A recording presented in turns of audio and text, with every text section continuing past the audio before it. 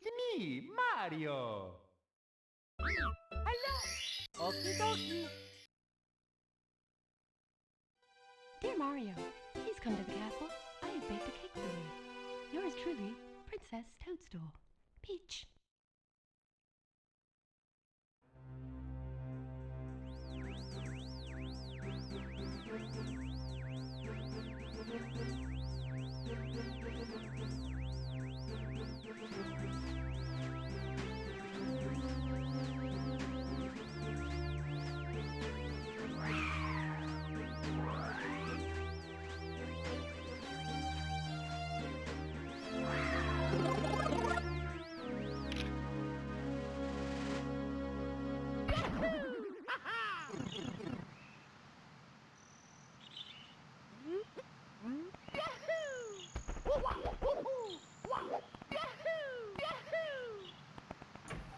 Both getting Lakitu skipped in the start of the run, which is fine.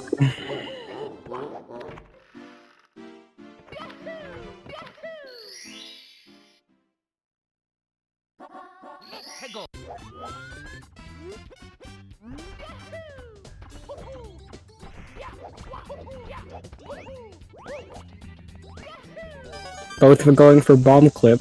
Will they both get it? Fixer's got it, and Alpha's got it, yep. Pretty easy clip from what I know of, but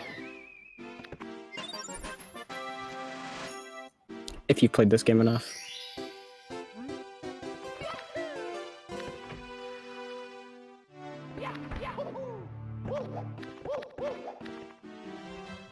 Both going to slide, which is probably like the ultimate. I don't really play SM64, so I've seen runs of it, stuff, but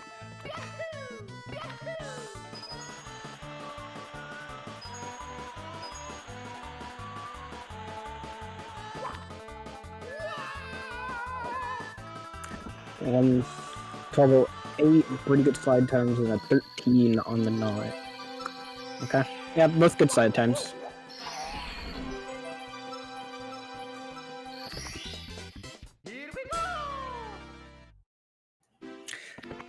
Going over to Womps, which is this is just optimal routing. It's just nothing special really yet, but Fixer is slightly ahead.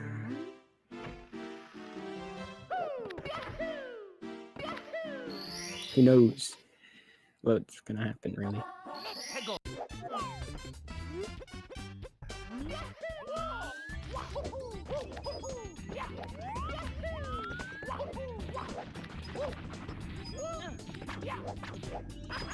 Easy cannonless first try, and Fixer getting cannonless first try, and Elf. Good for both of them.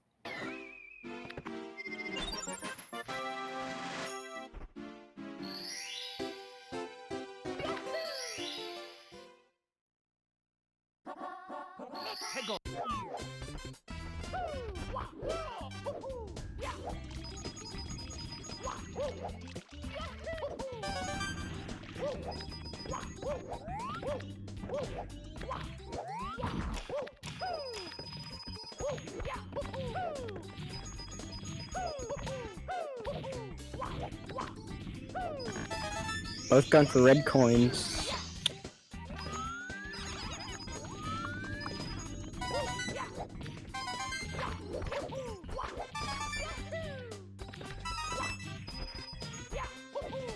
Red and 100 coins, yeah.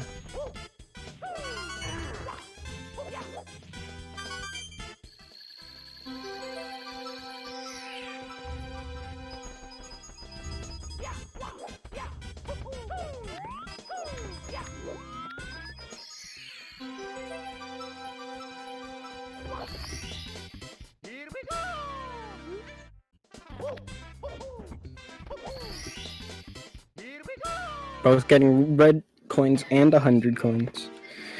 Mom's Fortress is just quite easy.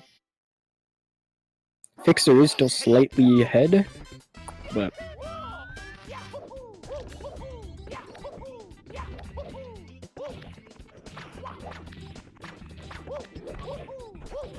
Well, they both get all of us first try. Fixer getting it first try, and Elf. Both first try.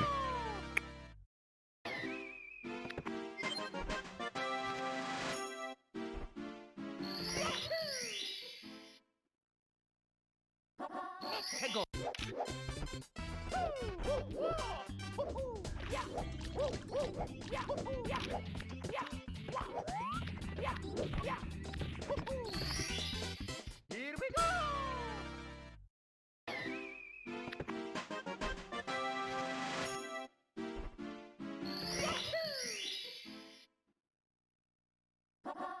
Go!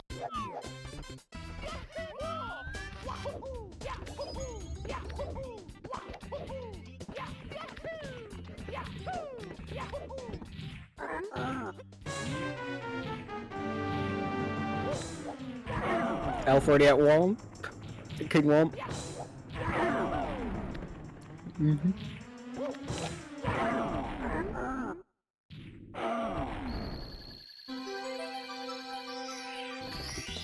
Womp's Fortress is quite a slow start to the run, but it'll get better.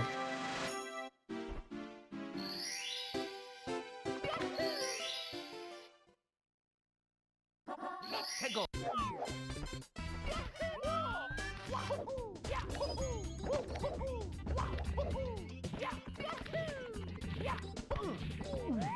Oh, Elf with the bonk and sliding all the way down. Bottom of the stairs. Fixer is now ahead. Flicker, sorry. Fixer got the pick. Can't speak. Elf is now at the top of the tower, both getting the star. Rough star from Elf, but got it.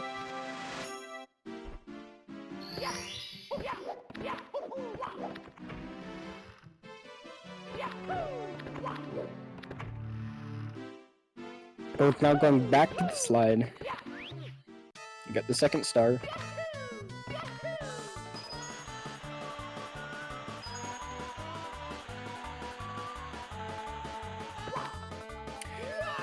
Flicker getting a 12.8 again. Wow. And Elf getting a 12.9.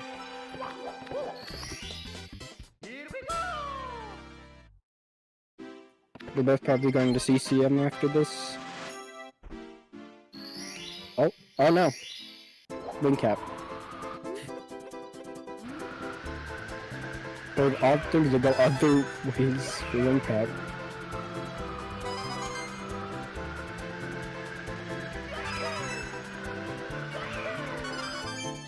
Pretty good flying from both of them.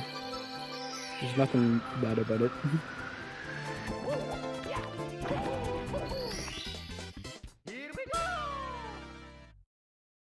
Now they're probably going to CCM.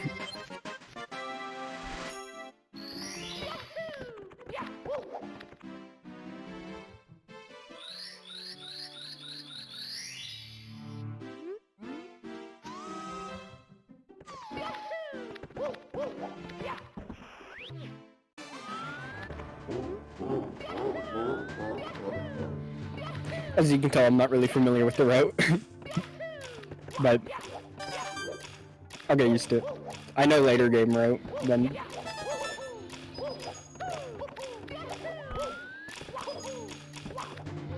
I think anyway, I'm not sure. Elf with the clean Dark World. Both of them really good Dark Worlds so far.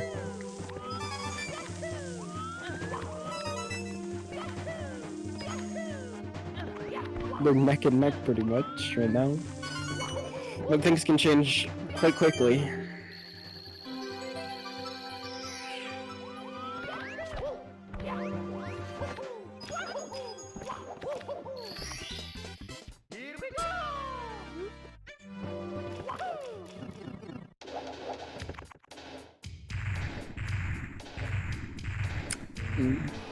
Both on Bowser. It probably depends who gets the spin tails first.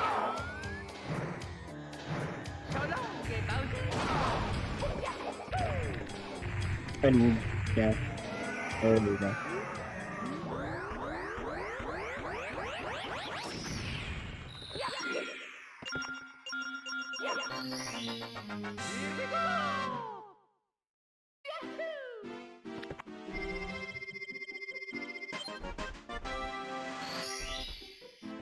Folks are getting the key slightly before Elf did. Now going back to B.O.B.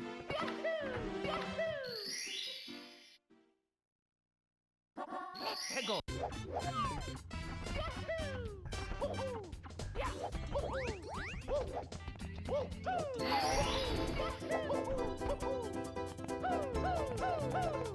Both getting the ring cap.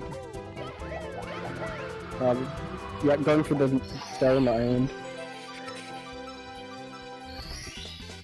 Here we go. Elf is getting the star first because Trickster had a pause. Okay. Now going to CCM.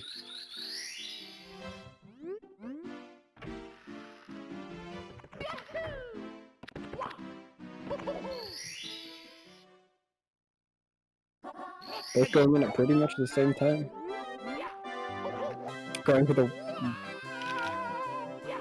Trickster going for the slide star. And Elf going for wall jumps.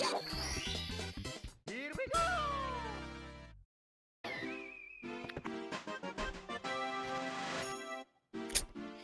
Both going for different stars here. Probably doesn't change much, right?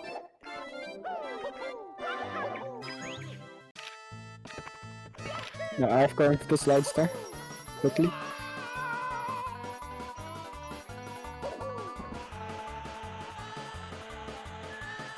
Elf has the more optimal routing, which means he's pulling ahead now. Looks like, maybe? They're slightly ahead, yeah.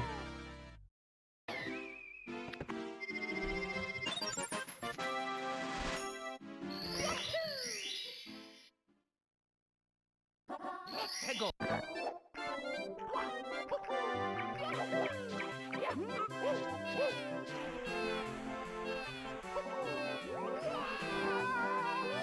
Both going, one going for baby penguin.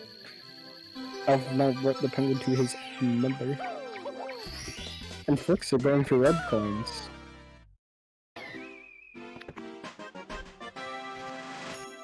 Oh no, 100 coins. Never mind.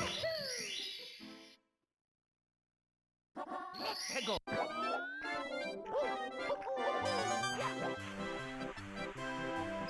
Both these guys have two different ratings for CCM. So.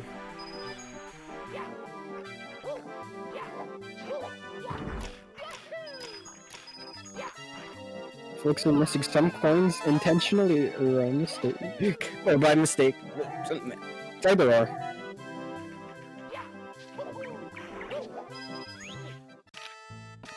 And it was on purpose.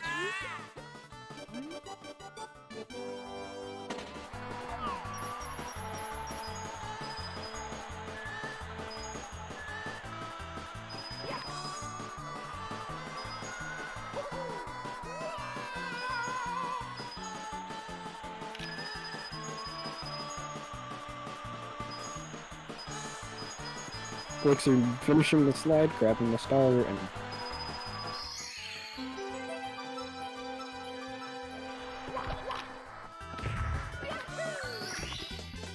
Here we go.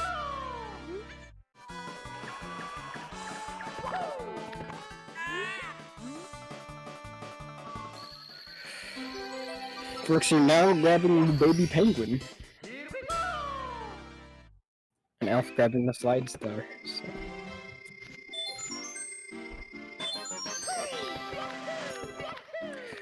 Oh, Elf is first to leave CC and go to BBH.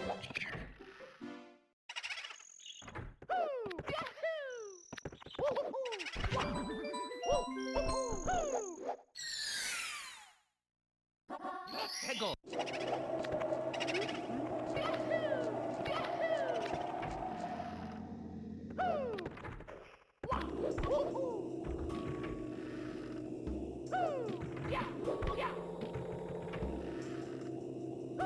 Elf seems to have a pretty good BBH right now. But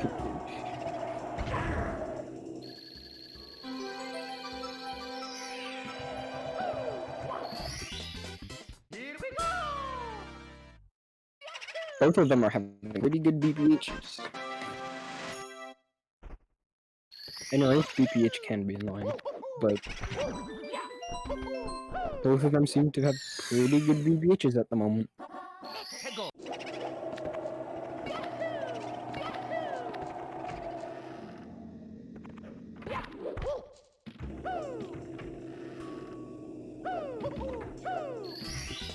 Elf grabbing his second star in BBH. Fligs are slowly trailing behind, but he got this. Elf now leaving BBH to go to the basement.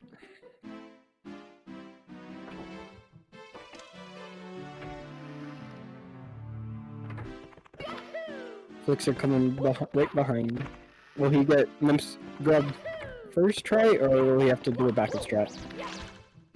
Getting Nymphs grab first try. No backup strat needed from Elf. Here we go! Both of them getting the Nymphs first try. Good for both of them. Elf now going into Hegel. shifting Sunland.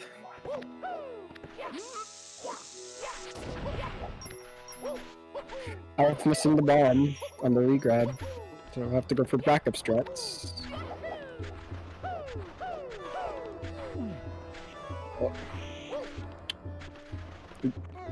Oh, Flicks are grabbing the bomb, clipping into the pyramid, and getting the star in there. Here we go!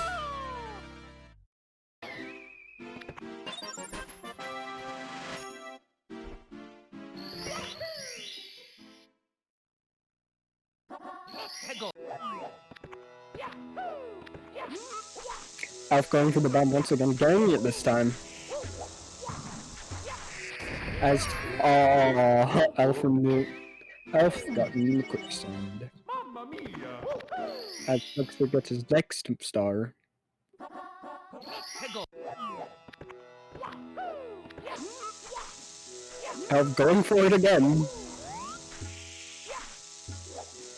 Having slight difficulties, it looks like.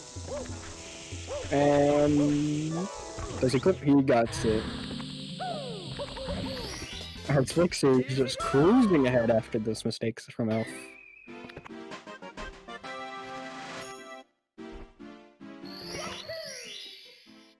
Elf now going into lethal level. No, Flicks are now going into lethal level land as Elf is still trying to catch up.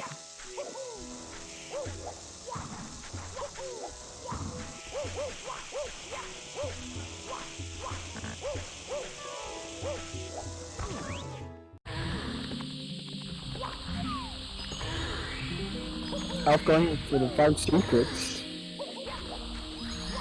And Flicks are getting his first star in lethal level land.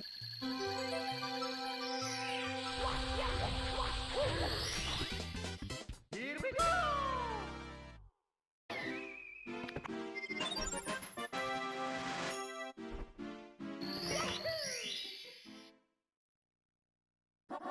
Hegel. I'm going back into shifting Sandland. Flicks are going up the volcano. Here we go! Getting to start the top.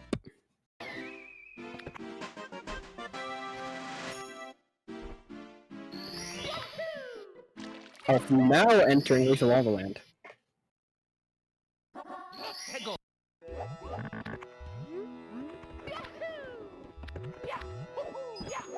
Looks like Elf is going for the 8 red coins first.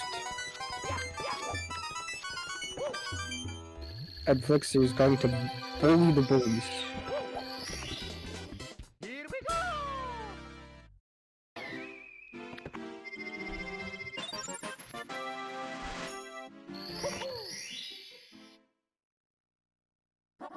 Hegel.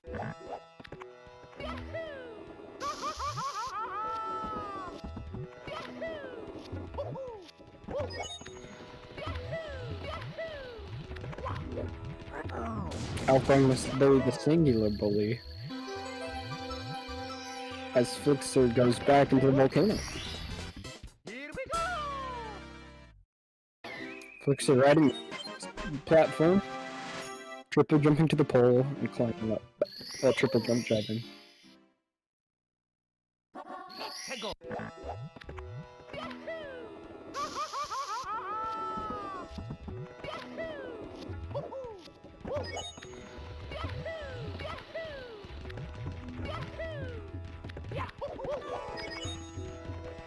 Alf going to bully more bullies, getting pushed into the lava while he's doing so.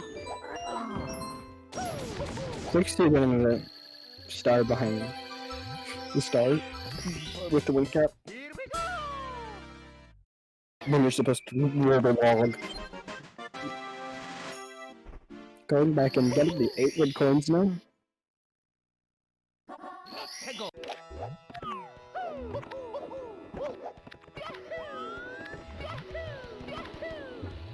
Alpha's like only 2 stars behind after messing up and shifting Sandland a little bit. Alpha getting hit by the lava 3 times. Mamma mia! No.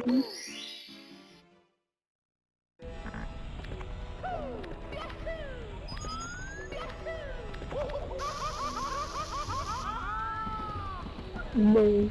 Crucial mistake. Flixer now entering the next Bowser room. Well, Jolly Roger Bait first, is it? No, Dire Ducks, that's the name. Hey, go! Wrong water level. He's gonna go for the chest first. Alf slowly for level end. Going triple jump diving to the pole. I'm going for the start at the top. Here we go!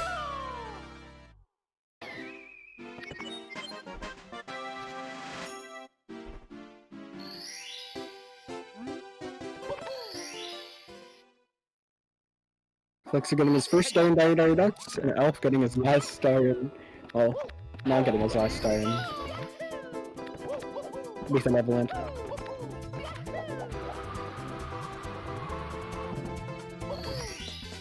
Here we go! Flixer now going to the sub-star.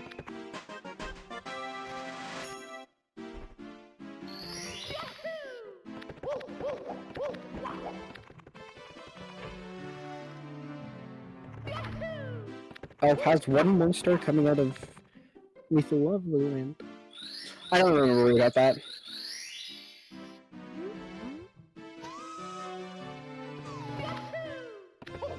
Flixer just getting the sub-star. Hey, go!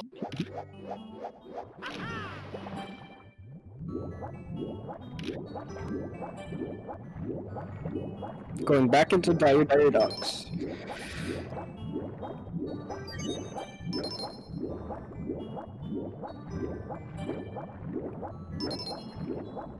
Alf going for the chests as Flixer is now going for the secrets. For Mentor secrets.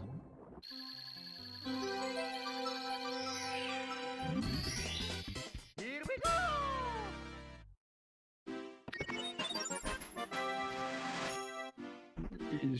He's going now into Bowser 2.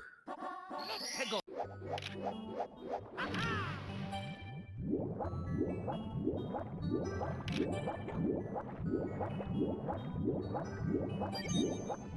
Getting red coins as he's going along.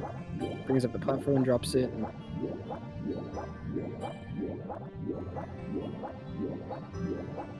goes back up. Alf is only at the sub. Alf is quickly followed behind Sag. Here we go!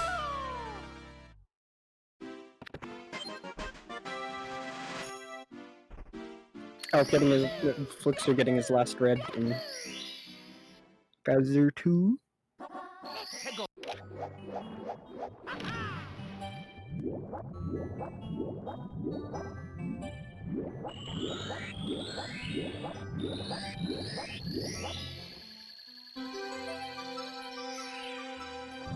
Flix is going quickly. Here we go! Flix now fighting Bowser. Flixer now spinning Bowser. Pick a bomb and a bomb. Flixer beating Bowser quite swiftly.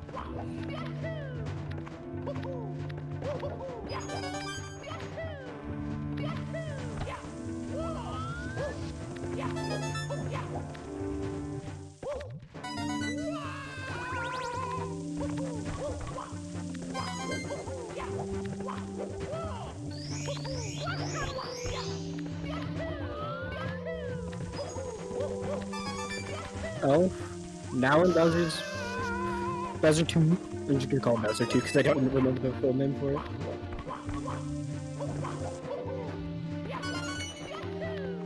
Flixer doing jumping through the roof like it's normal.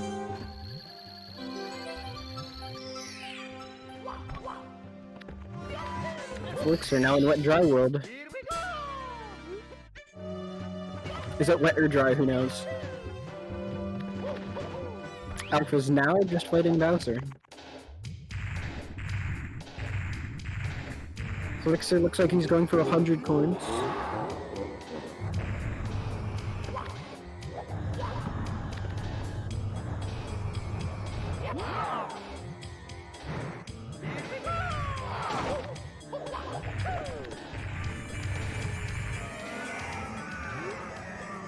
Alpha just defeating Bowser and Flixer getting zapped by the amp. Zapped again. After missing a side flip.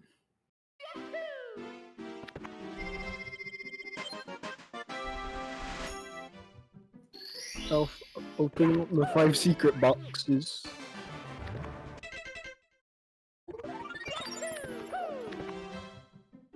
Elf opting to hop back in a level and exit, so he comes back to the exit, the middle of the castle.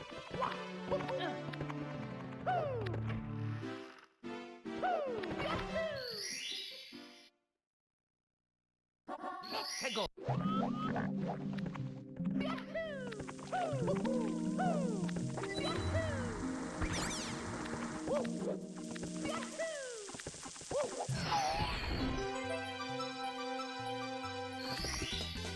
Here we go! Flixer going back into Wet Dry World. Elf getting his first star in Wet Dry World. I think. Anyway. Or am I just blind? I don't know. Go! Yes, I was right. Okay. Flixer digging down the platform.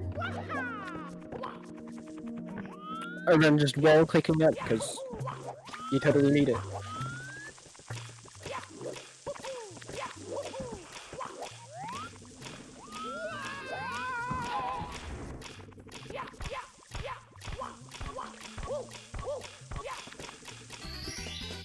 Here we go! Elf getting the wall kick star as well. Let's start the Euro kick to get.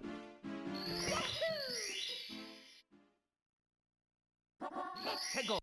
Flixer bringing back down the platform. For some reason. Flixer making the stairs reappear, going up. And going for the star in the box. Here we go! Elf was caught up. What? Wait. Hold up.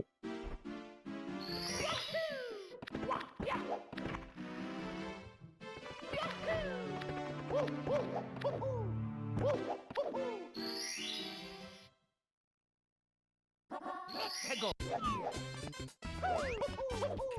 Elf now in Tiny Hero Island, the big version, has Flixer's grabbing another star in that dry world. Going for one more instead of going to the big Tiny Huge Island.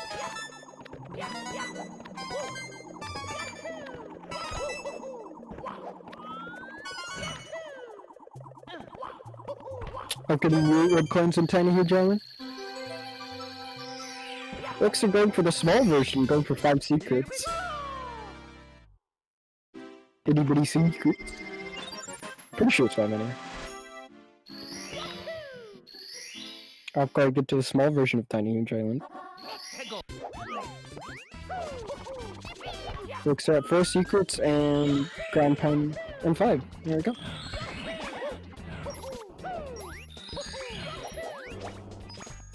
Going for the fast start where you just slide down.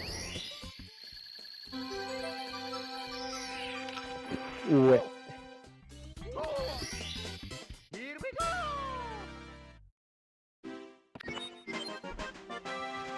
go! Rope grabbing the stuff right at the same time. Hegel!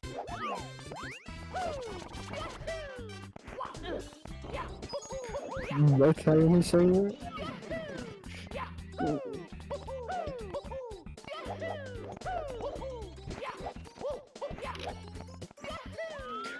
Once you're doing using enough speed to go through the wall and under the water so it pulls you up, pulling him back slightly ahead.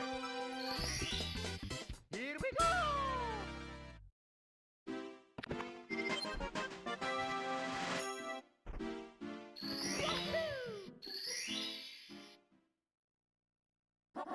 Hegel!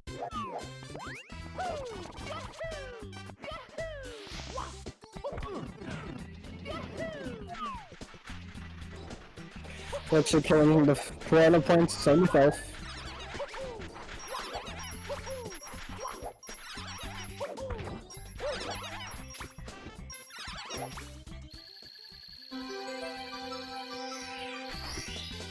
Here we go!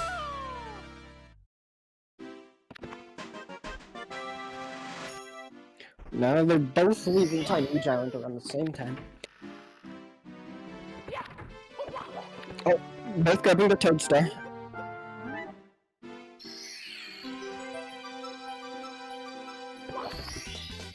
Here we go!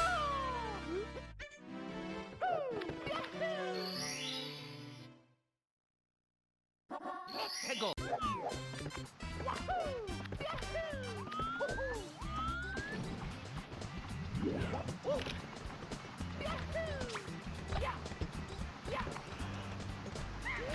I've fallen down.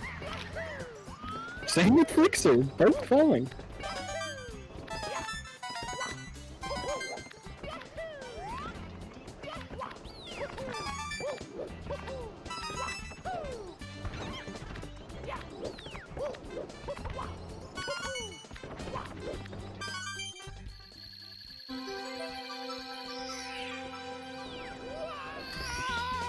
Here we go!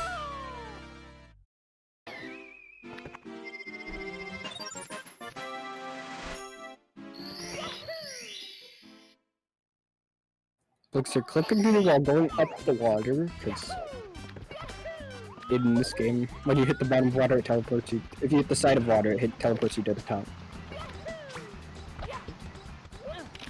Both of them doing it. Folks are getting the top of the mountain star first. Elf almost bonking again. Here we go!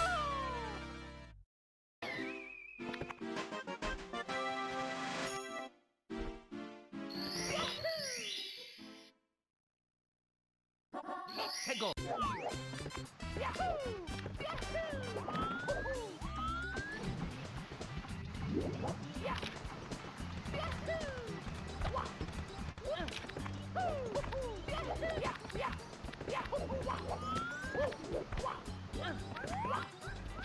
Oh, folks are getting hit by Monty Mole. Missing the ledge grab.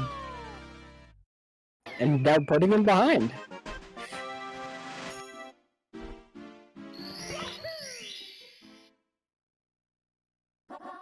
Hegel! Simple mistakes like that do pull you behind. Elf grabbing the box that bounces you. Here we go!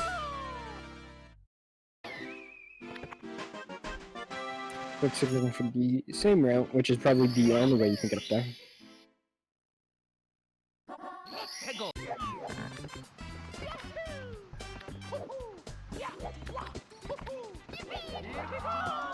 There's Elf running back and getting picked up by wind and into the Here we go! cage area.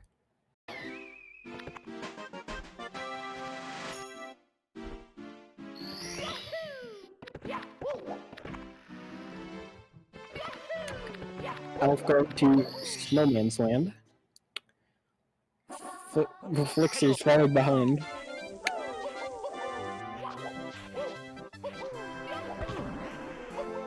Elf bonking and Sonic back down the hill.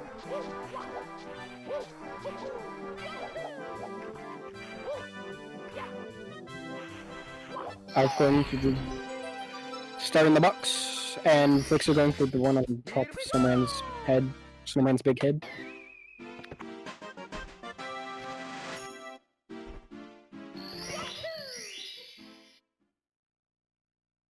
Let's go!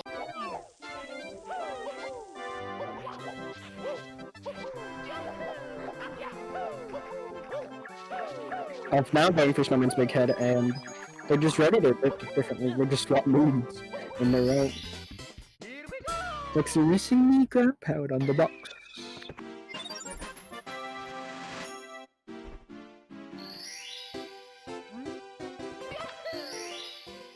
Elf going back into Snowman's big head. Let's go!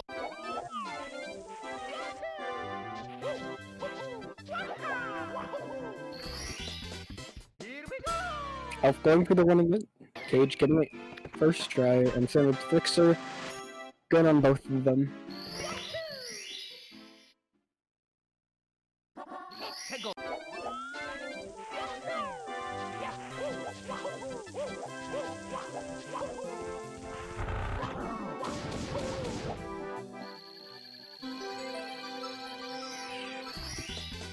Here we go!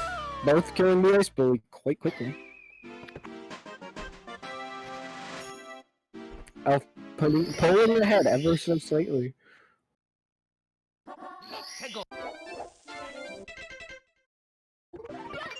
Elf doing the exit course strat where it brings you back to the castle. The main entrance of the castle. Same with Flixer. Both of them going back downstairs.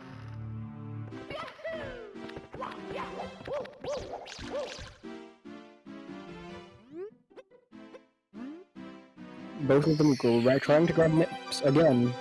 Both getting it on first cycle. No, Here we go! no backup strats or anything need to happen.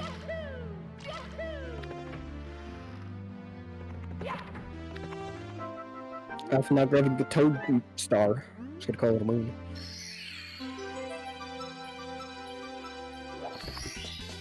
Here we go!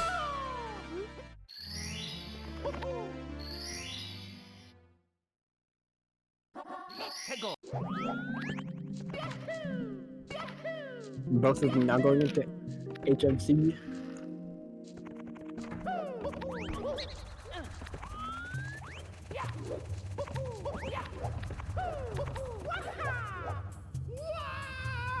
Elf going over top. Here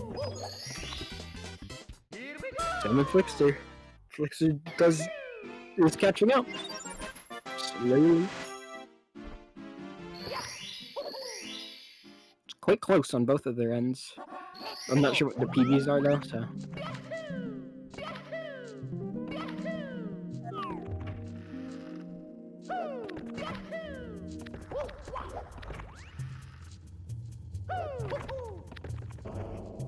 Both 48s, from what I see.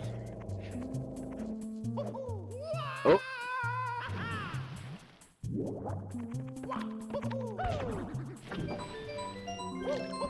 Elf pushing the button. And Flixer going for... Flixer's now pulling ahead, what? Here we go!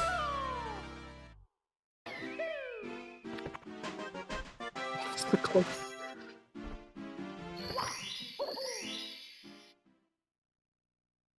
Let's go!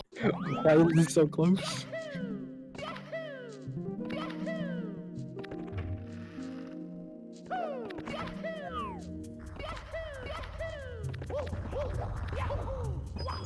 Both going for the boulders? No, I don't know. I wasn't paying attention.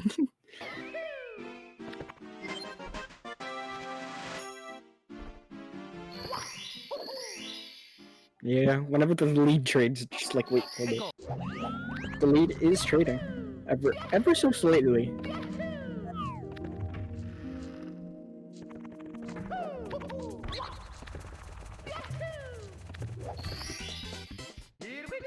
Both having 58 stars.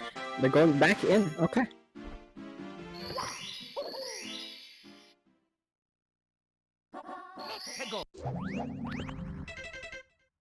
Oh no, they're both exiting course to go upstairs. To the top of the castle? Yes.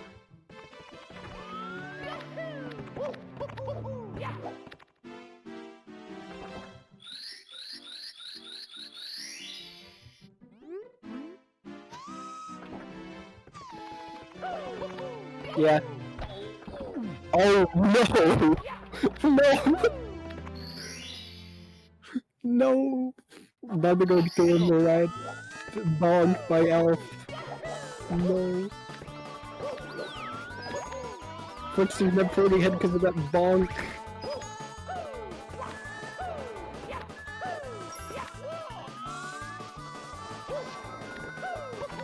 Both going for the star on top of the boat. It's looking pretty clean on both ends, just besides some bonks and bets.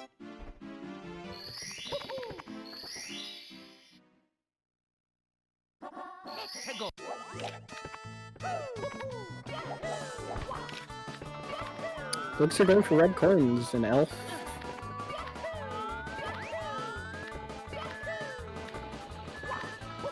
Elf just going for a star. That isn't red coins. Elf might be pulling ahead now. Who knows?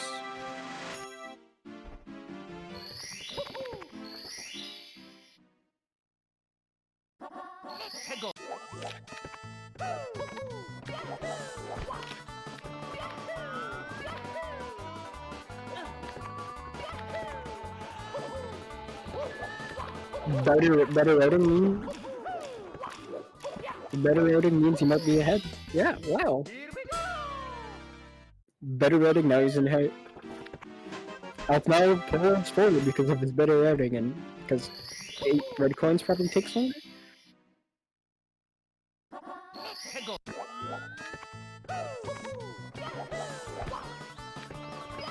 No! Hold on.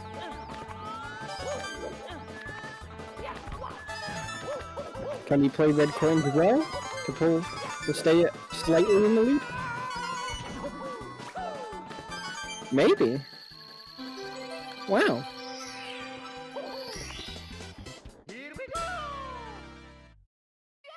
Different star order, true. Yep.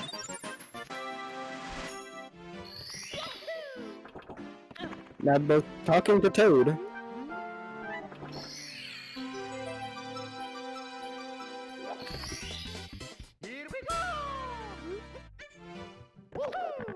Elf might stay in the lead if he doesn't bonk anymore. Oh no! Elf has to wait! Oh no.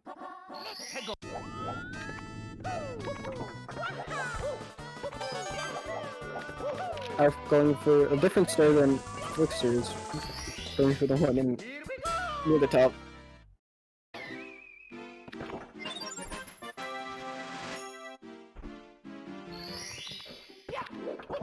Flixer dying.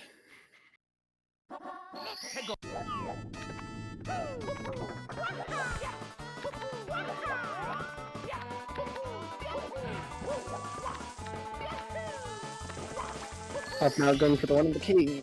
The top of the top. I mean Elf. Can't speak today.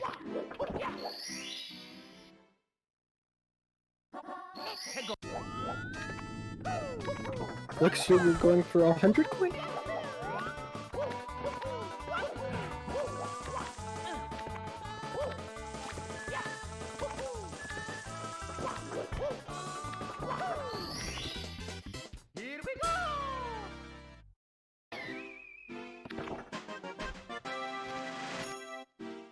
Wow. Oh, clicks are falling.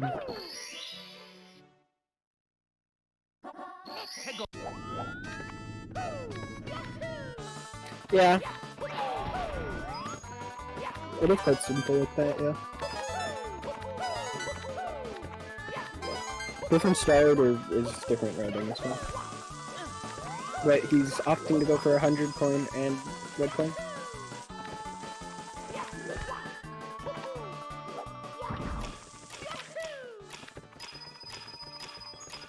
At this stage, instead of earlier.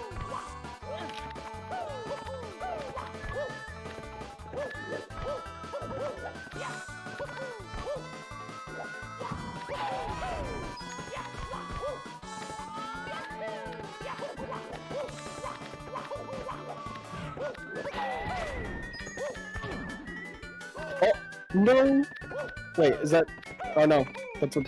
Is that what's supposed to happen?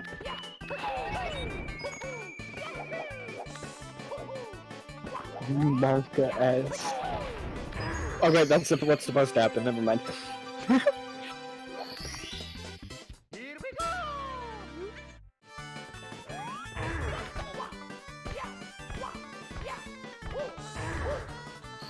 Alf now didn't go on above the plump. He's only needing one more star until he can go to Bowser's... Bowser 3. Oh no, 2 more, sorry. Wait, can't count.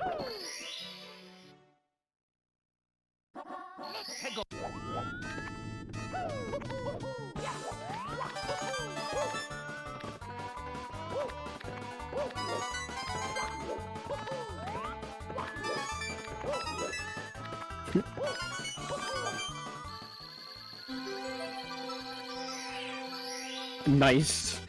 Here we go! It's the funny number.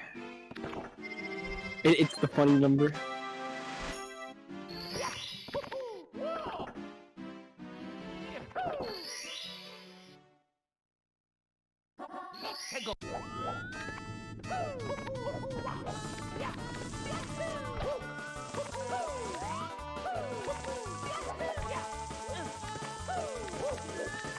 Elf having pretty good movement here, but falling.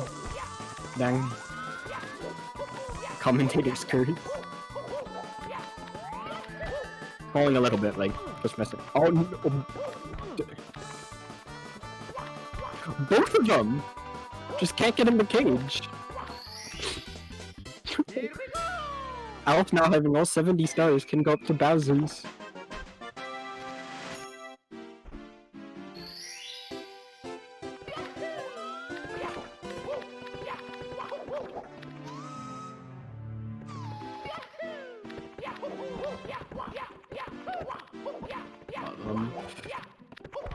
Elf just entering Bowser's, real quick.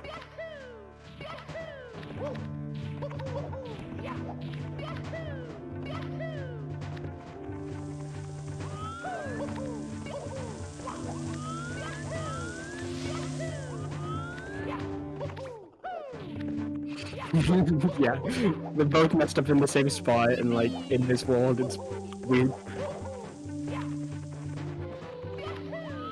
Elf is piping a pretty good Bowser's.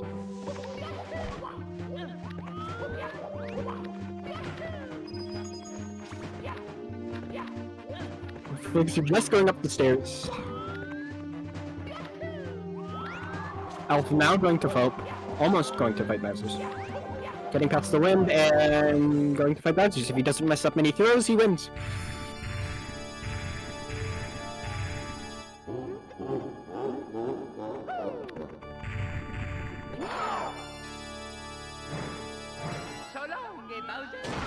First star is good.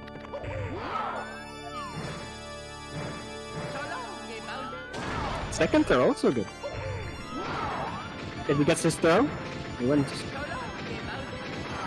No, he doesn't win, he's just ahead. Good 3 kills by Elf.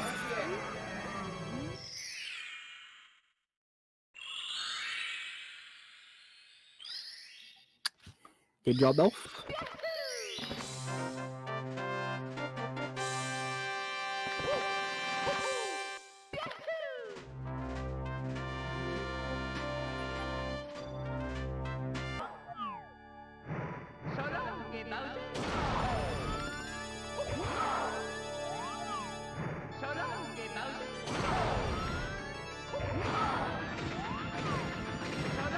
works doing that during the 3 throws, and done.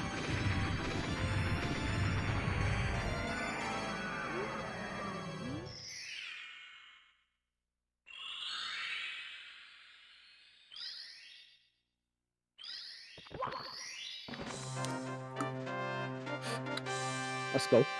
Now on to Sunshine.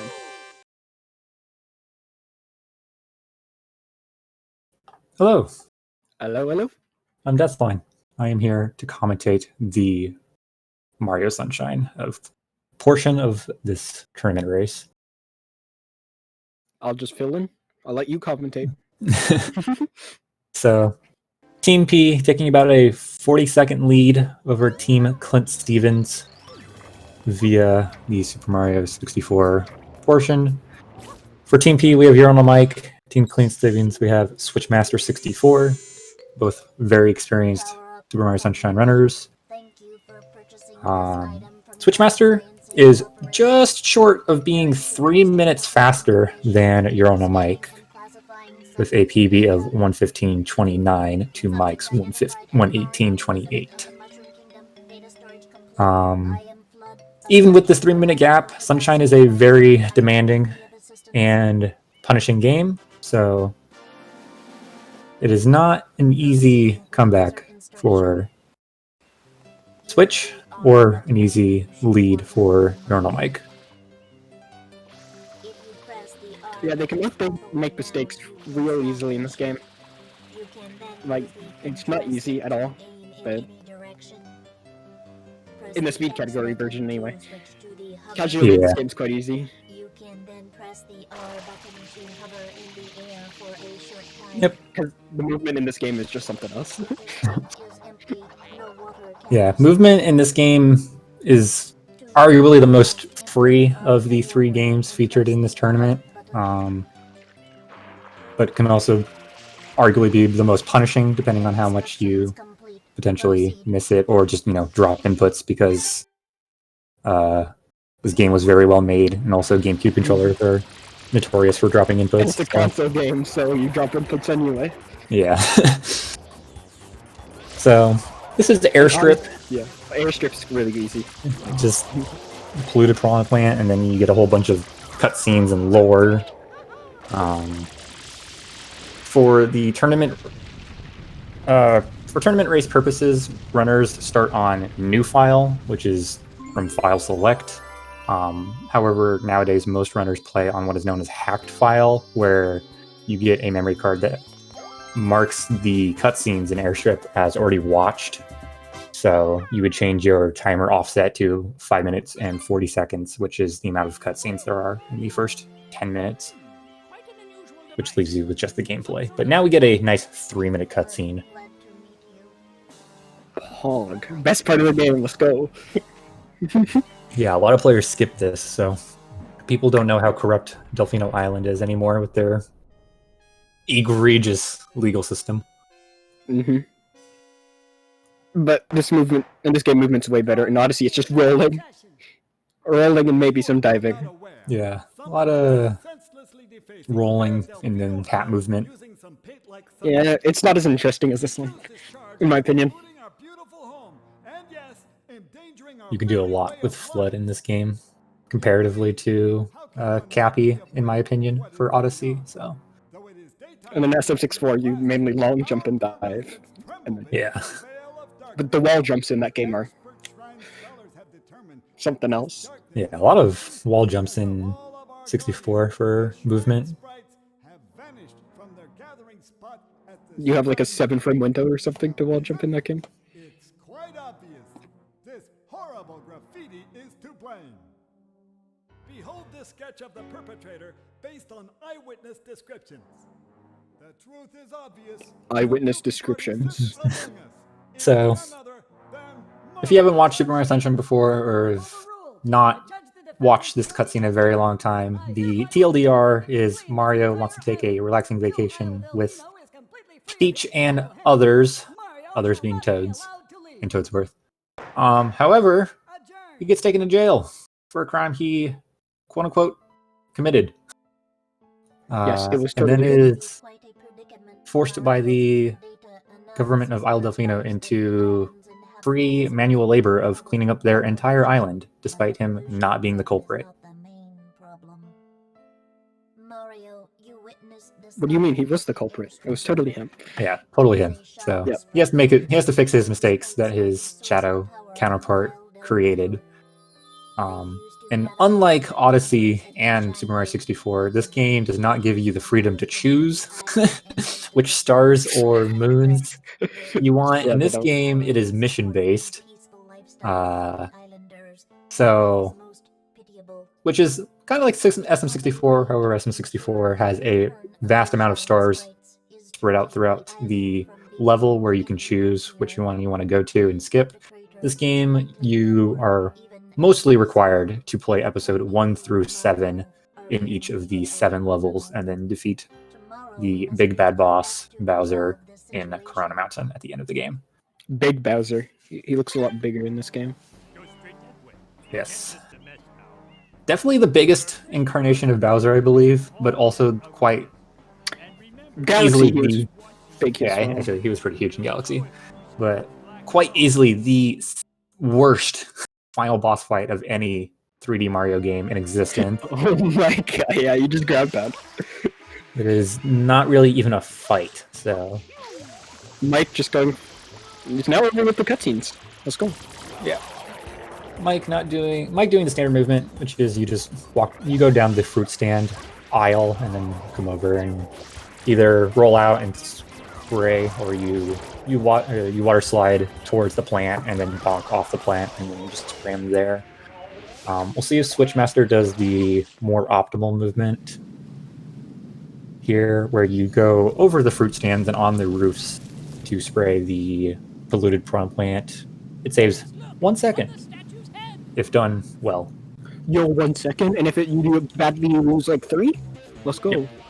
Yep. Nope. Switch is going to opt for just the standard movement here. Yeah. Normal movement, it's probably safer then. Because sometimes when you do optimal movement, you just lose time. Yeah, You do there's poorly. a lot of risk reward in this game for doing the advanced movement.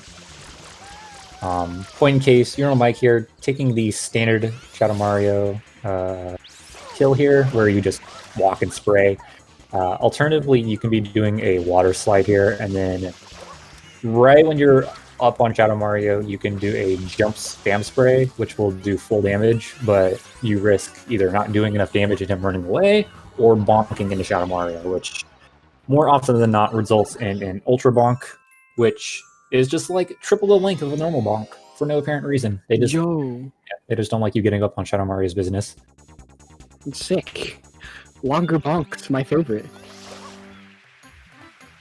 Yeah, Switch. Taking up 2 seconds in Odyssey is not enough. Switch Master went for it there, but it was a little too far away, so didn't quite get it, but got the backup, which is just a normal kill. Already in the first level? Can't remember its name. Yep, Bianca Hills? Bianca Hills, the first level. Yeah. Mike getting scammed by the spider right now. The spider in this game is a trampoline, so we use Makes that sense. quickly. And Clipping in. good recovery there. There's a little bit of an overhang on the windmill, which you can get stuck on, but if you're at the very edge of it, you can hover backwards to get out of the overhang and then ledge grab up. It just looked like it clipped into the roof. Yeah. And this windmill is not perfectly cylindrical, so wall kicking on the left side is a little bit more risky than wall kick on the right side, because you are a little bit more likely to go way off course in the wrong direction. This boss seems pretty easy. I've Yeah. never played Sunshine, so I like it. But I've seen speedruns of it. Introduction to PD Piranha. You need to spray his mouth full of water so he swallows it and has a big belly, and then you ground pound his belly for damage. Otherwise, he'll throw up goop all over. Normally, if you get too close to PD, he'll do a head roll, and you have to like stand away from him, and he'll turn away from Mario and start throwing up. But for some reason, you can manipulate PD when you stand about 75 degrees plus outside of his like face in front of him, and he'll just turn to Mario and start guarding up for some reason. Really? Wow. Yep. And also worth mentioning, this is Bianca 2. The developers intentionally let you skip to Bianca 2 here. Bianca 1, you would defeat another polluted piranha plant because they love reusing bosses in this game. And you would create this large hill/ramp up to the windmill, but you could just skip that, so. Oh, there is some slight leniency in this. Yes, very slight. That is the only slight leniency that is intentionally put into the game. Otherwise, Mike slightly bunking. Yep. Mike eating a wall there. My favorite type of food, wall. Going into the secret area where you lose flood. Wow. No flood for you. Secret areas are controversial to many players. Some enjoy them, give them a challenge. Other players think they're horrible because it's too annoying. It just looks like an auto-scroller to good players, but... Yeah, Bianca 3 is definitely one of the easier secrets, if not the easiest secret.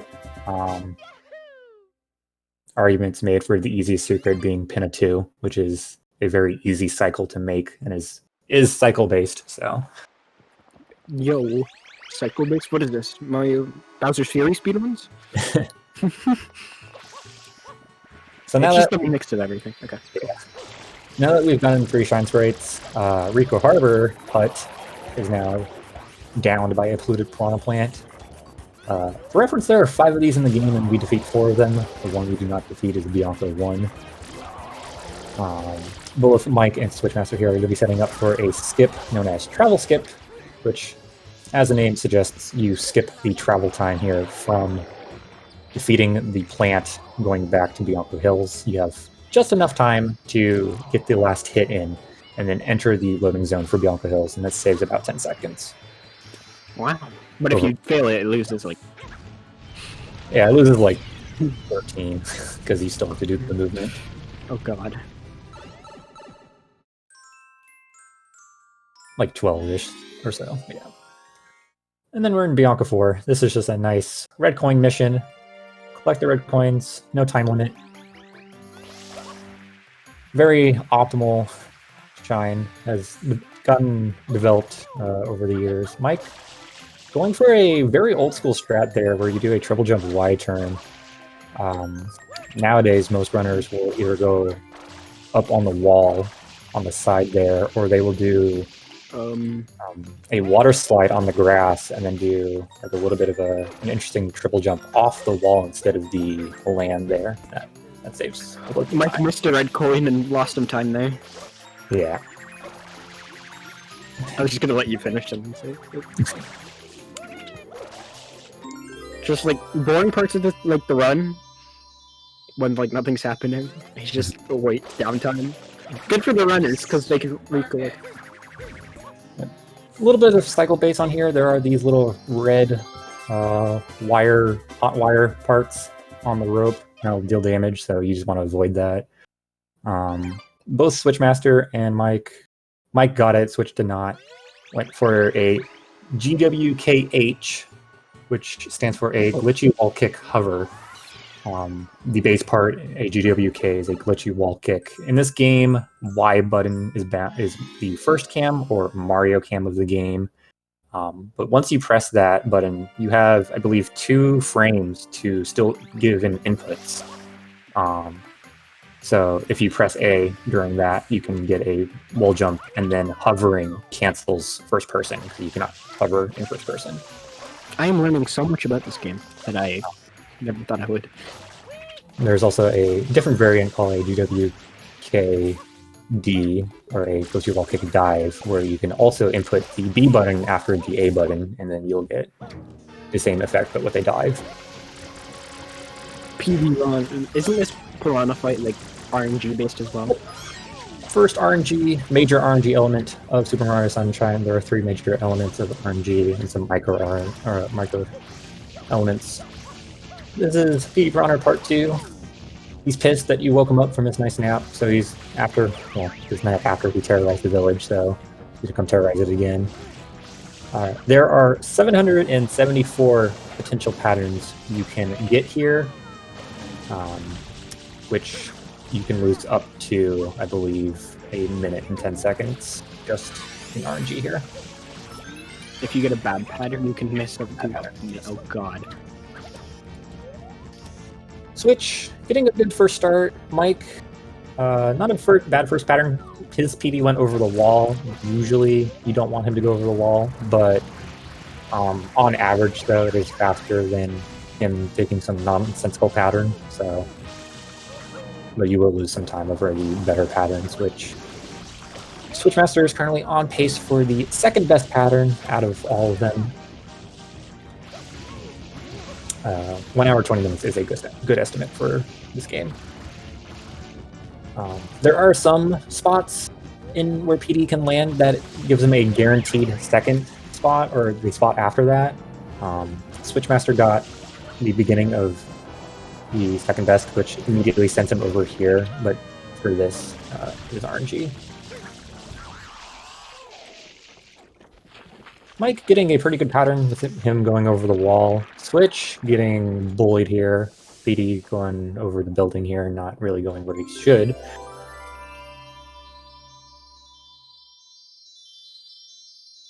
Yeah. Decided to go all the way over here by the corner. So Mike going to take a little bit of an early lead just because this PD pattern was less desirable. In addition to that, PD has a chance to throw a tornado at you, which loses 3 seconds every time. Yikes. Big RNG moment. Yeah. Lighthouse now. I don't... Yes. Once you get 5 shines total, you can unlock Gelato Beach, which is the 3rd level of the game. Also the lighthouse in Delfino Plaza. Yeah, this one sucks. Very long, very boring. But thankfully, a long ago, Gelato Beach skip was discovered, where you skip Gelato Beach. Now, you still have to do episode 7, of course, in order to beat the game. But instead of having to do episode 1 through 6, we're just going to cut straight to episode 8 here. And by doing that, it allows you to select any episode prior to that that was not completed. So then we can just choose to do episode 7.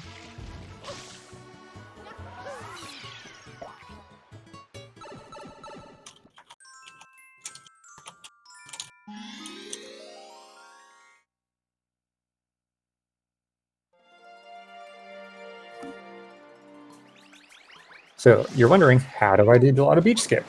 Well, thankfully, the developers wanted to taunt you with the episode 8 shine that is stuck in the blender over here on this side of the beach. Oh no. Where you're supposed to bring up a huge watermelon? Where you're supposed to bring a huge watermelon. Mike getting incredibly lucky there with his coconut, not going in the water and bouncing off the post. Yes, you're supposed to bring this giant watermelon into the giant pane. However, you can just conveniently take a coconut and then line yourself up exactly facing 90 degrees with the hut, and then you can stand on a certain few positions and then just run into the coconut, which will clip Mario into the roof. You see there, Mike did not run into the coconut because his angle was slightly off. Switch also going to have to reset because his coconut throw went the wrong direction. Mike keeps clipping out of the roof. Yeah, hovering a little too early there. And you see Switchmaster getting it here. And Mike finally got it. Yep. So Switch gained back his deficit on PD due to Mike not being able to hit the GBS.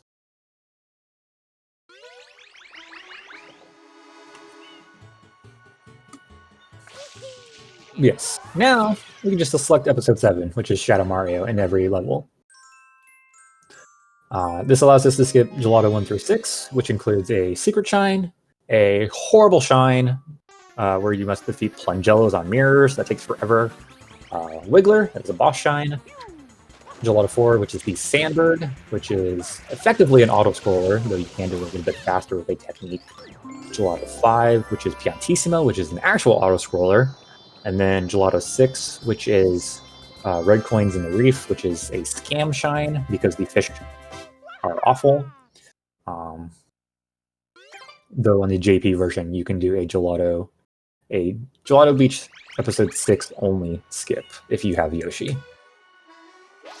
But thankfully we can skip all of that and don't have to worry. Doesn't Mario like get more speed on slopes or retain his speed? Yes. So what the runners just did there is they dived and then rolled out onto the roof there. And when you do that on a slope, Mario gets a ton of momentum. He runs really fast. And then you can do a spin jump after that, and that's what we call a momentum spin jump, which sends Mario a lot farther than just doing a regular spin jump. And that can save a little bit of time in different areas, depending on how it's used. But now, instead of going sequentially, we're just going to go to Bianca Village, which is intended to be the last level of the game. You're supposed to get the rocket nozzle and get up here like that, but a well-placed Y-turn with a hover nozzle can just easily get you up on top of the shine gate where Bianca Village is located. And this is one of these shines with some micro RNG here. There are these three little chain chomplets you need to douse in water because they're too angry. Mike getting the worst last possible spot where he goes around the back of the village. Switch got the better of the two where he comes down the middle there. Why did he pause there? Or was that just an accident? And the reason why you pause there is because the shine does not spawn until after Flood's text box goes away, because he'll give you a text box saying, "Be nice to your pets." By pausing and unpausing, that just closes the text box. So you can save, I believe, 5 seconds there by just closing that text box. Oh, Piantissima, the auto-scroller, man. Yep. It's just like Koopa the Quick, but... Except actually worse. slower. Effectively an auto-scroller, except for the movement to get to Piantissimo. And then, unlike Koopa the Quick, doing the race as fast as possible does not make him run any faster. So he will go the same speed no matter when you finish the race or not.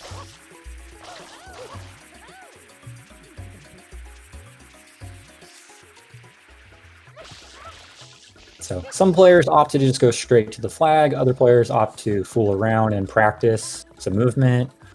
For the next shine, some players... Others just walk. Yeah, others just walk. Some players mimic Piantissimo's movement to mock him, because he deserves to be mocked for being slow.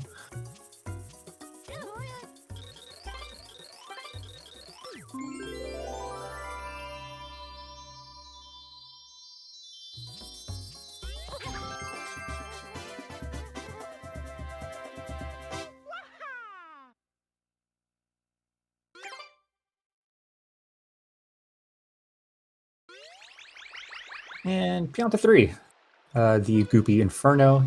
This is the only shine in the game where it is not classified as a secret shine, but you do not start with Flood immediately.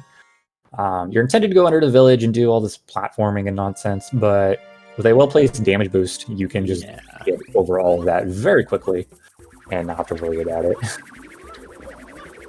And then clean the mayor, I think it is, on top of the golden mushroom. Yeah, Mayor here gives you a shine spray, which doesn't really make sense because all the shine sprites left, and you'd think that the inhabitants of Isle Delfino would want to give the shine sprites back to the shine gate so they can have, you know, the daylight and it being happy and whatnot. But no, this dude just straight up has 2 on him that he gives you.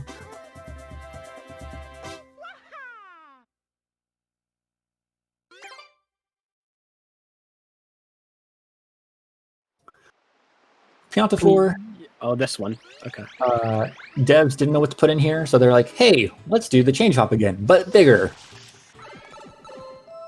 And then another micro RNG shine. He can go 3 paths here, to the left, up the middle, or to the right. The left path is the fastest by 2 seconds, and then the right path is most definitely the slowest, but is pretty negligible. But you would prefer the left-hand path over the right-hand path.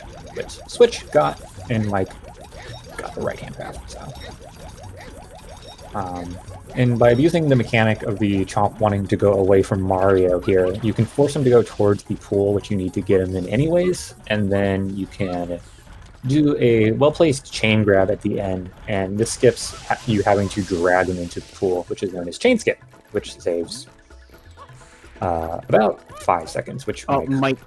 Yeah, did not quite get. And grabbing the chain is also not as easy as it looks. Hitbox is quite weird for it. Sag. That's annoying.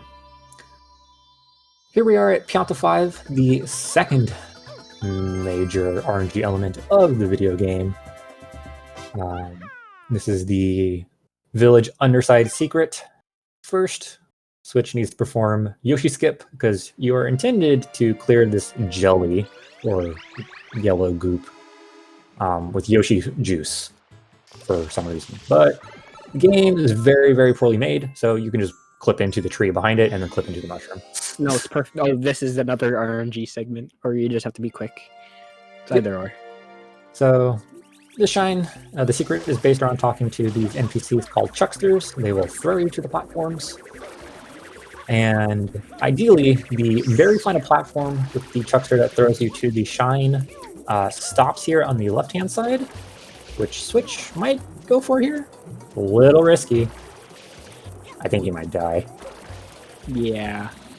Oh, got it. Very, very well done. That was like the max range you can do that. So that is called early cycle, where you can avoid having to wait for that Chuckster to stop and walk around the platform, and that can save you around 30 seconds, which is a huge time save. That was about max range you can do that from. Mike, a little bit of a rough angle there, yeah. Not quite completely getting the platform. Got the platform skip, but fell off. That seems painful. That's about a 30-second death there. If this was an actual run, just instant reset. Pianta 6, the most competitive individual level in the game. This is where you need to be a good Samaritan and save 10 Piantas drowning in fire goop. Mario should be the mayor. Yeah, lots of different movement you can do here. Mike, yeah, having to wait, did not get early cycle the second time. The Pianta has a random chance to stop, though after a certain amount of walking, he will stop. You can do a strat known as Rat Bounce, found by a player whose tag is Rats, where you can bounce off his head and ground pound, and that'll make him yell at you, and that resets his walk timer, which resetting his walk timer makes him less likely to stop at the corner or in the middle section. But Mike just opted to just wait. Just wait, just normal. And then, if you noticed, they got thrown backwards from that platform. This is another mechanic of just pressing Y to go in first person. If you're matching Y and A there, it will just make Mario go into first person, which just reverses the way he was going to be thrown.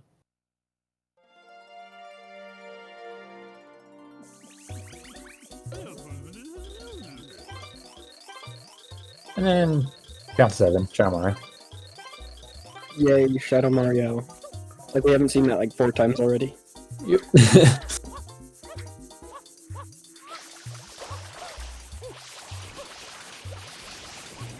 I believe the best IL time currently in Pianta 6 is around a 2:16 or 2:17 or so. It's very competitive. In RTA, you usually go for strats that would lead you around a 2:11 or 2:12, unless you are very proficient at this shine or at a very high skill level in any percent. Why did Mike do that trick? Is it just faster? So that's setup. Most of these Piantas, you hold R down and then press A to get a spam spray, and then you can backflip out of it. What Mike did was a non-stop spam spray, or a jump spam spray, where it doesn't kill your momentum, or you don't have to stop, and you can still fully clean that Pianta, and that just saves a little bit of time and movement. What did Mike just do there? Why did he die? Switch. Switch master, sorry. Yeah. So once you get 10 shines and have Bianca Hills, Rico Herbert, and Gelato Beach open, Pennant Park becomes available, and Switchmaster performed a skip known as Honey Skip, found by Honey SM64, because the Sunshine community usually does not find their own skips. If you die when entering that cutscene, you just skip the cutscene entirely. So that saves you anywhere from 10 to 15 seconds, depending on how fast your setup is.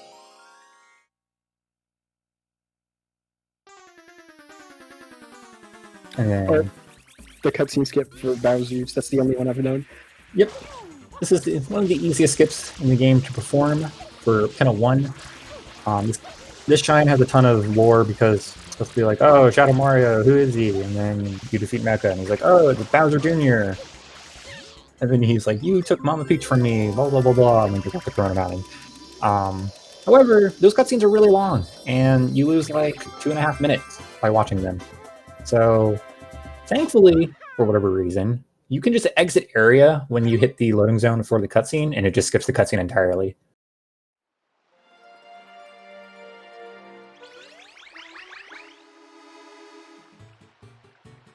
Mike finally done with Pianta Village. Yep. Mike just gonna opt to not do Honey Skip. The cutscene's only 20 seconds, so again, Honey Skip only saves you up to 15 seconds, depending on how fast you set it up. And there you saw Switch doing the second cutscene skip by exiting area at the end of the fight. Very easy skips that save you almost 3 minutes in the run. That is Peanut Island. The villain's secret hideout must be there. Why is Flood's nose plugged? Ask Egad, who made Flood. And the paintbrush that Shadow Mario uses. Mm-hmm. So, Mike joining in Pinna Park while Switchmaster off to Pinna 2. This is also a very easy secret. Here, where Switches can perform a little skip known as Mole Skip. You're intended to get close to this mole. He'll throw these bomb replacements at you, and you're supposed to hit him with 3 of them, and he'll go poof, and then you can enter the cannon. However, with a well-placed side flip dive or a spin jump dive, you can just join the mole inside of the cannon and hit the loading zone for the secret because it is still there. And then this secret is cycle-based, so for the fastest cycle, you can just take it pretty easy and still make it.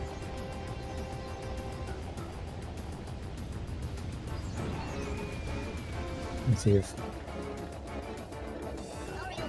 Mike's setting up here for DM shot. He got JP'd. Okay. Let me talk about versions of this really quick. So, 3 main versions of this game. You have NTSC J, or Japanese, which is the fastest version for the game. You have PAL, which is the second fastest because you can switch the text to Italian, which is the fastest language to play on, and then NTSU, or English, which is the slowest. Load's the same as PAL, but again, English is slower than Italian. So both players are playing on the Japanese version, and for some reason, on the Japanese version of this game, the rockets here in Pinna 1 have collision. So what happened to Mike there was he shot his first rocket and it hit the collision for the second rocket, which just ruined his shot.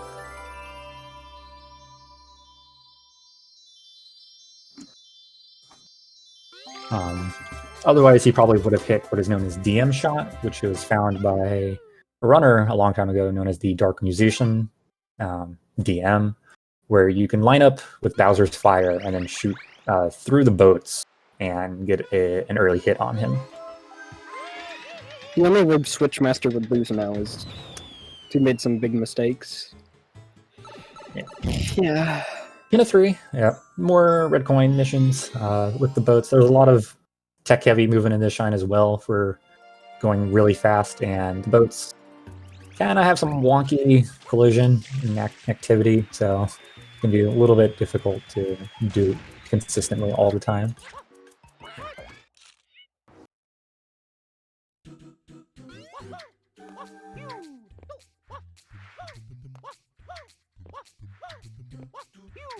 Mike, Pinna 2.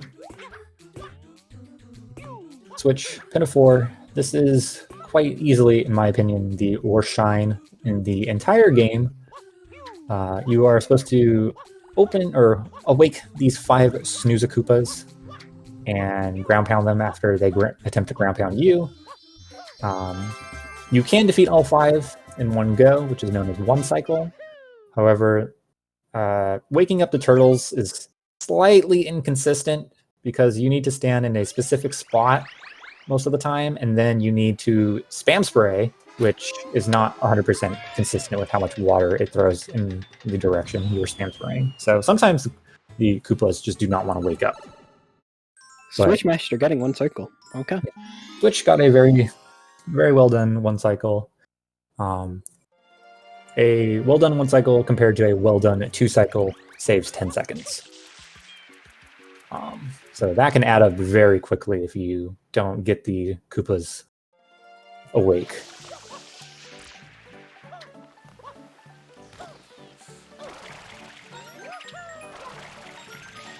Now for the last remaining major skip, and this one was actually found by the Sunshine community, Switch is going to perform a trick known as Early Yoshi Go Round.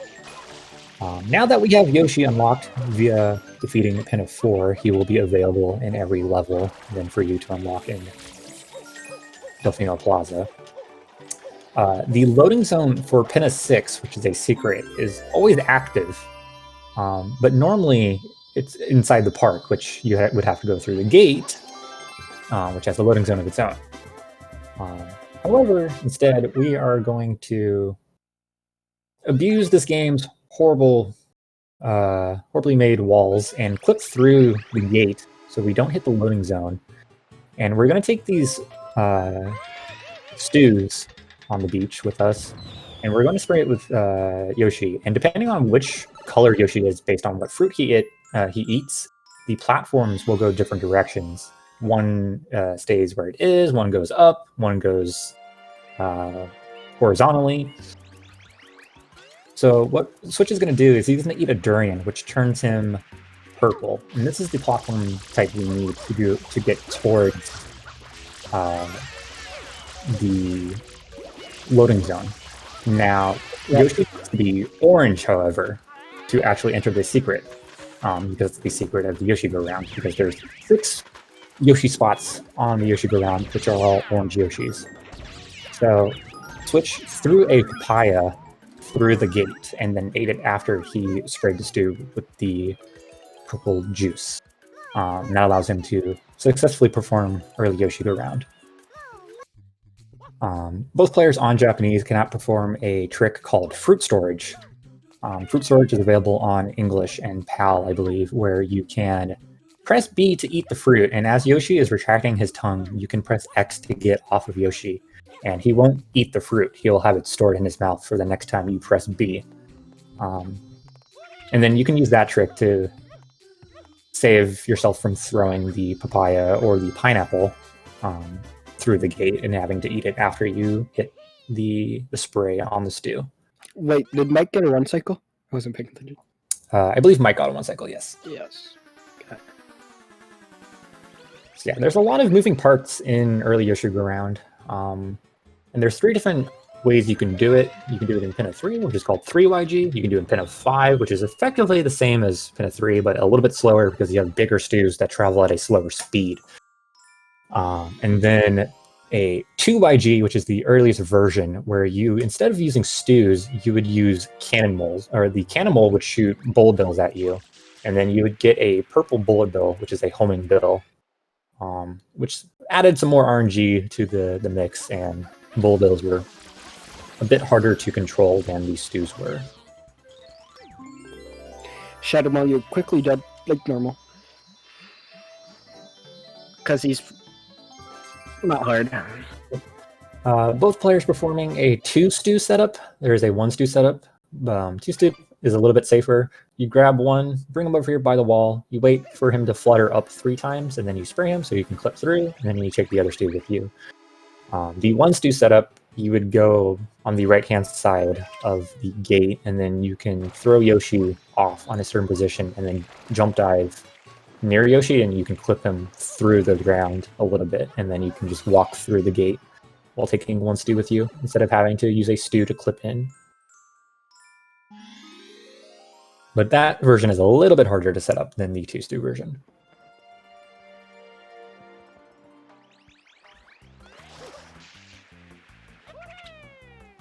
So, switch finally back to Rico Harbor, which is the 2nd level of the game, which we unlocked quite some time ago. Fastest level in the game here is Rico 1. This is the introduction of Blooper Gooper.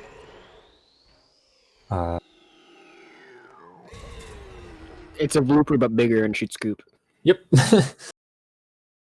You see him 3 times technically in the game, but we skip him once, so enjoy seeing him here for the first time. You need to pull his nose, just like a little kid. You know, I got your nose.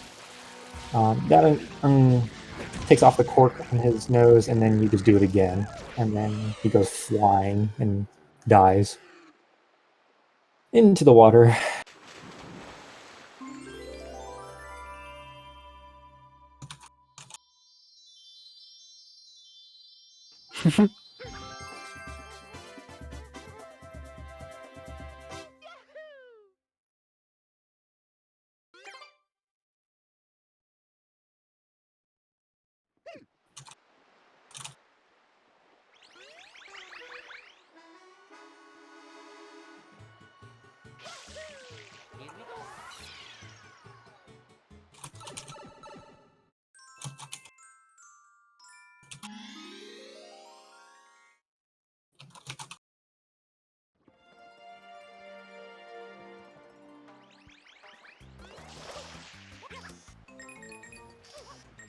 I like we're not even paying attention. Rico 2, the boring. Rico 2, blooper surfing safari. You're intended to take the blooper, these 3 bloopers, one of 3 bloopers on the water, and then enter the sub area here. However, you can do a blooperless entry by going through the sewers and doing a Y-turn. Switchmaster did not quite get the hover timing there, so lost the time he would have saved. Here, you're supposed to do a race with a blooper of your choosing. Green, yellow, or purple. Switchmaster is going to opt to do a blooperless race here. The blooperless race can save 5+ seconds as long as you do it quickly. Because all you have to do is hit some checkpoints that are on the map. You don't have to actually go around all the way. 3 checkpoints in the race. One at the far corner that you saw Switch go to, one at the second corner after the big middle section, and then the finish line. So you don't even need to do like the entire like far half of the course.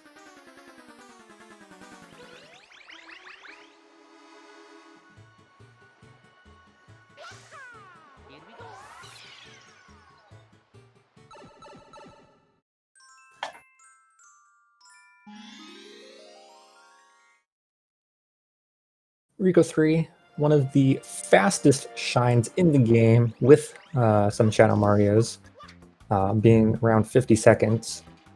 You're supposed to get up on these catwalks and go up and then jump in through the top of this cage. However, you could just do a well-placed spin jump and then hover to the bottom, which conveniently, for whatever reason, has a grate that you can flip through and then just grab the shine. It's probably intended for the blue coin that appears in episode 4 and on, so you can quickly exit through there.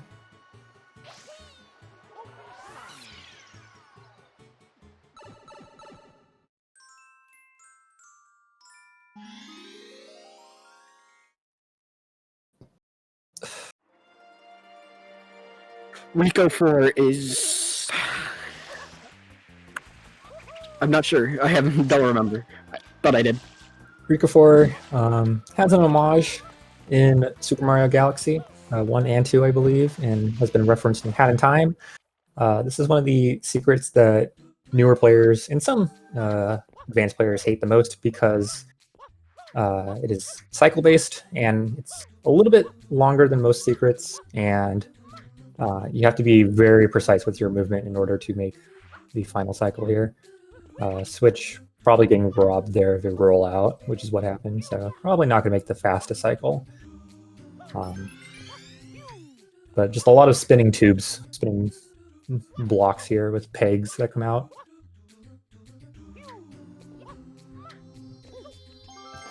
Nintendo thought they were smart making that, even though it's just tubes. Very simple for level design, but can make for interesting challenge because of the geometry and collision of the pegs and the blocks themselves.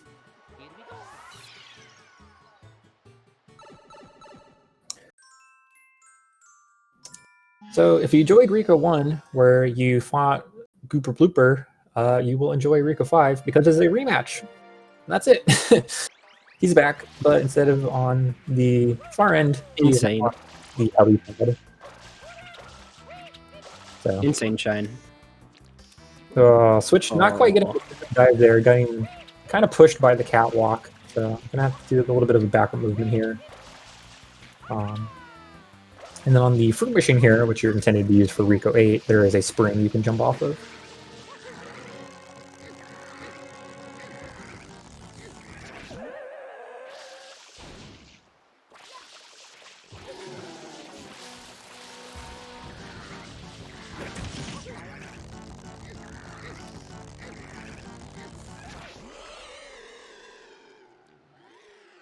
So, Switch is done with Gooper Part 2. Again, just 2 hits. And some people don't know that you actually don't need to continue pulling his nose all the way as far as you can go. Blooper will start making a different squealing noise, and his eyes will turn purple, signifying that you can let go, and it'll deal the damage. Mike making his way through Rico 4 as well. See if he hits the fastest cycle here. Is on pace for it.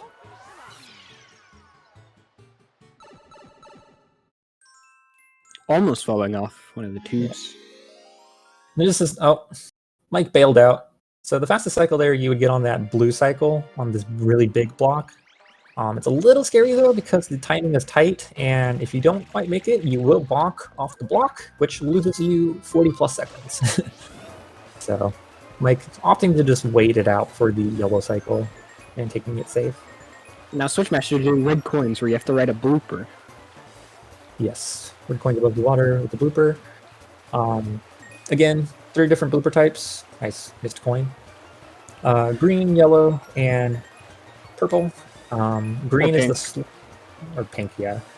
Green is the slowest but has the best control, while purple is the fastest but has the worst control. But little do you know, if you actually hold up, all bloopers have the same top speed. So therefore, it is the best option to pick the green blooper because you can match the speed of the purple blooper and still have the controllability of the green blooper. And then choose the green blooper because if you just hit something, you'd instantly die. Yes. Yes. But if you actually let go of holding up and go neutral on the stick in time, you are not going fast enough to die. So you can actually save yourself depending on the situation. Wow. I never knew that. Okay. And then instead of controlling yourself with the control stick, using the C stick, which controls the camera, is a lot easier to use to steer the blooper.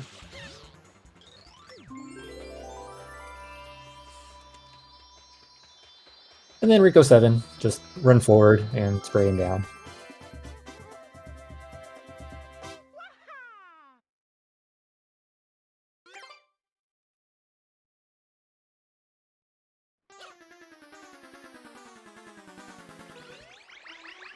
I have to watch the cutscene literally every time. Because you have to kill Shadow Mario. Yeah. Those little cutscenes after every shine are known as event cutscenes. They are 3 seconds long, and most routes attempt to cut out as many as possible. So that's part of why we do only part of Bianca at the beginning and go to Pianta at the middle of the run. So finishing out Bianca here, this is Bianca 6.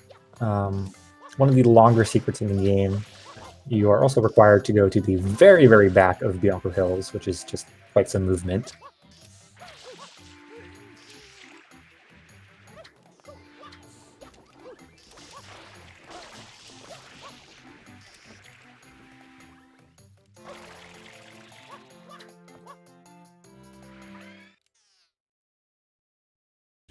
I believe Mike goes for the umbrella strat as well. Yes.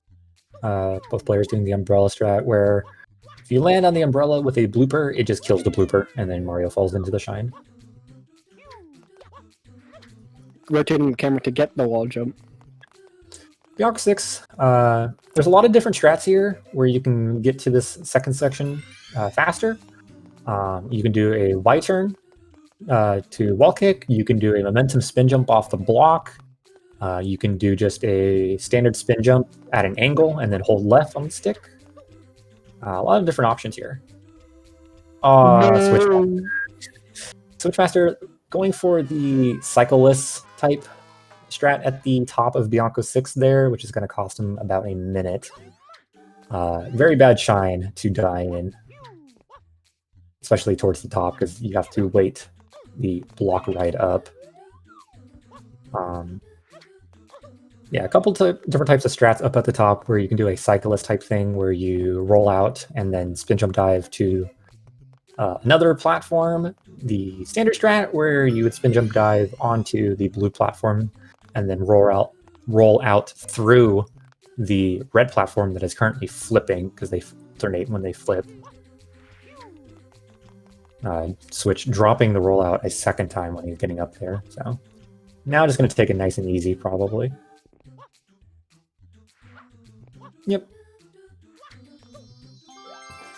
Yeah, and that just goes to show like dropping one input can really just mess up everything, especially with these cycle-based secrets.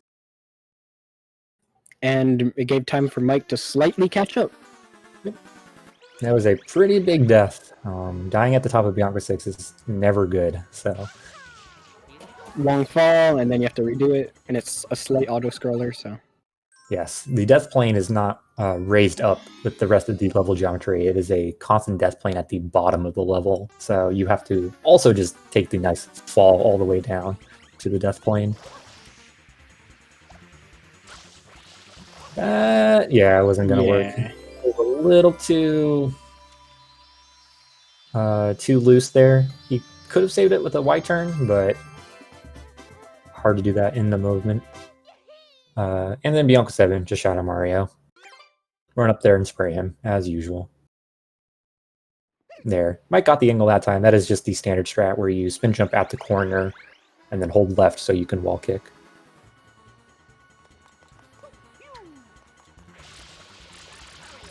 Moving on to our second to last level of the run.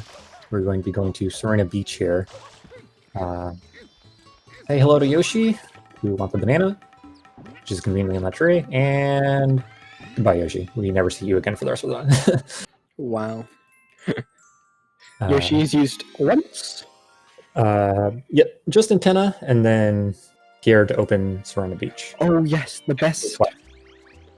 The best shine. Let's go. To eat the pineapple on top of the Serena pipe that is blocking the entry. There is a strat that you do not use in speedruns, however it is usable in bingo matches called Serena Whenever, and you can take a fruit and stand on a specific part of the roof there and then throw the fruit, which pushes you back slightly, which on certain geometry clips you through. So you can actually get to Serena basically whenever you want.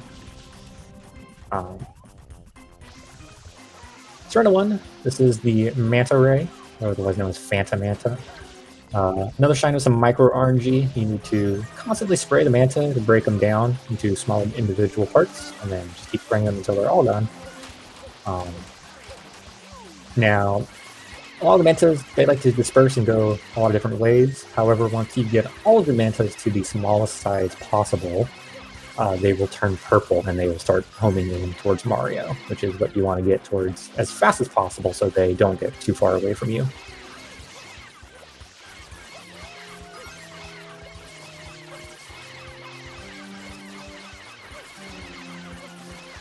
It's very loud as well. Yes.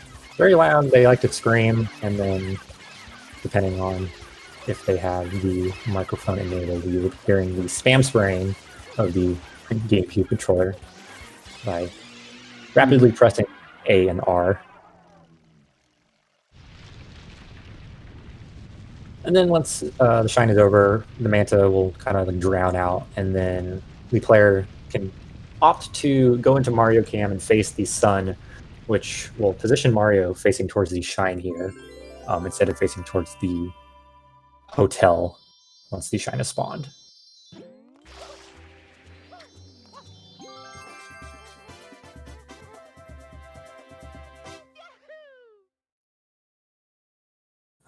Two different main types of strategy here with Manta.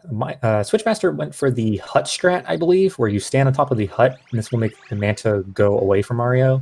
The other type is hutless, where you do not use the hut. You instead spray the Manta coming straight at you, and then you do a spin jump over it, and then make it split when you are behind it.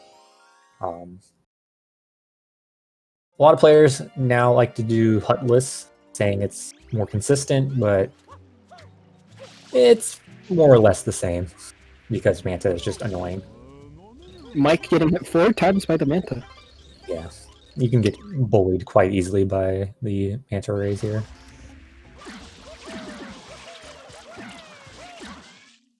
Serena 2, a very scary secret, very long, and has a scary momentum spin jump at the end, which you can die and then lose a nice amount of time on.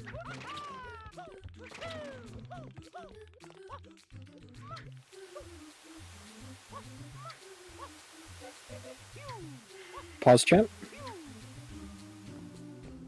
So I'm going to wait for this cog to spin over once, and then once it is in the correct position, Switch will do a dive rollout, which will get him the momentum, and then immediately just do a momentum spin jump, which sick. skips skips a little bit of the waiting cycle, and then you could do a triple jump over the little sand pyramid, which also helps. So very nicely done by Switchmaster. Mike joining in, finishing up Serena 1.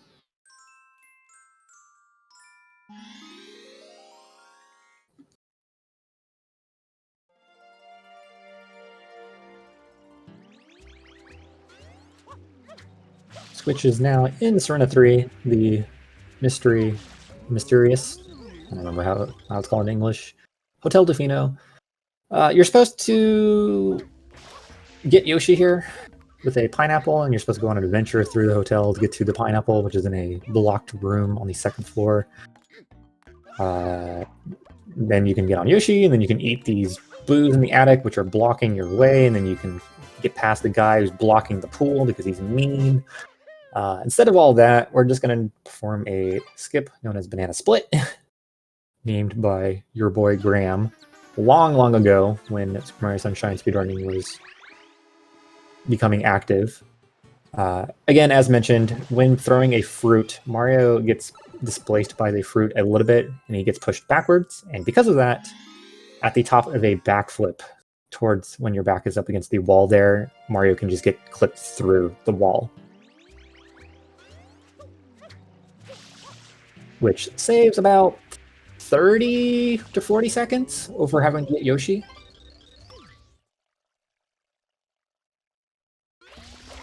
Mike also getting the momentum spin jump.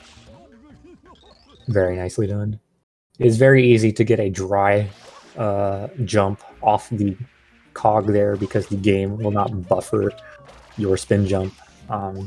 Because in Super Mario Sunshine, you can buffer your inputs by quite a bit and still have them active. Yeah, Switchmaster going for the casino skip where you have to do like the panels. Yes. But then just going into the secret area. Turn 4, you're supposed to do 2 slot roulettes to get 777s, and that raises the little curtain, which then you're supposed to do a tile flipping game, which is horribly programmed because water goes all over the place, and Switchmaster misses the momentum spin jump. So instead of all that nonsense, you can just get on top of the curtain area sidestep through the invisible wall, and then just jump dive to the pipe, which saves a ton of time. Switchmaster going for the momentum spin jump there at the end, but not quite getting it. This one is a lot more difficult to get than some other ones, because you can't really buffer this one. You have to do a little bit of a circle at the end. There it is. It can be a little bit tricky.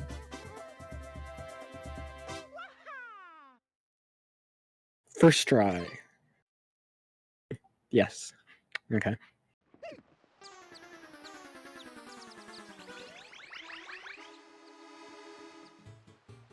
And now for the final major RNG element of the speedrun, we have Serena 5.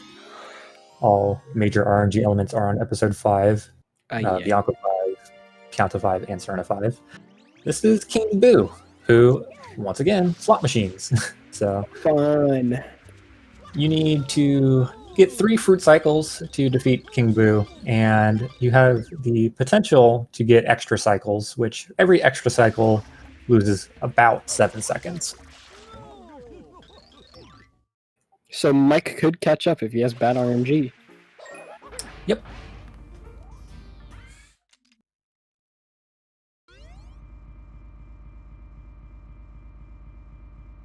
Oh, and the sound design for this area is something else. A little bit of a skip here. You can just walk straight forward instead of having to wait to King Boo to spawn. This will make him invisibly go down and then come back up a little bit faster. The first cycle here, you are about 70% likely to get fruit. If it is not fruit, it is counted as an extra cycle, and you can cancel it. Switch, throwing the pepper a little too far to the right there. You need to throw one of the 2 chili peppers at his tongue, which he does not like spicy, and then you can throw another fruit that he has thrown at you to deal some damage. After a fruit cycle, you must take a non-fruit cycle. You cannot cancel it immediately unless you want to opt for a 1 in 64 chance to hit another fruit cycle, which is just not worth the odds. He got not triples of anything, so this will result in bubbles, which are annoying because they home in on Mario. Getting fruit though on the next one, so currently on good path for perfect RNG. And you can cancel a cycle just by walking under King Boo. You don't actually have to defeat enemies or pick up coins or get rid of. He'll go down after bubbles, but you can make him cancel a little bit faster by doing that. The purple panels look so luminant. Yes, and then so that's an extra cycle right there. You can ground pound the purple panels to make the part of the roulette stop spinning, which makes it a lot easier to deal with the fruit throws. Most of the time, King Boo is fairly generous with fruit throws. He will usually throw a pepper at you, and then usually one pepper goes way off. Sometimes, though, he decides to chuck peppers either right under him, which you cannot access because you will cancel the cycle, or way behind him, which is very slow. What? Switchmaster getting it in about 4 cycles? 4 or 5 cycles? He got 1 extra cycle. So. Yeah, so 4.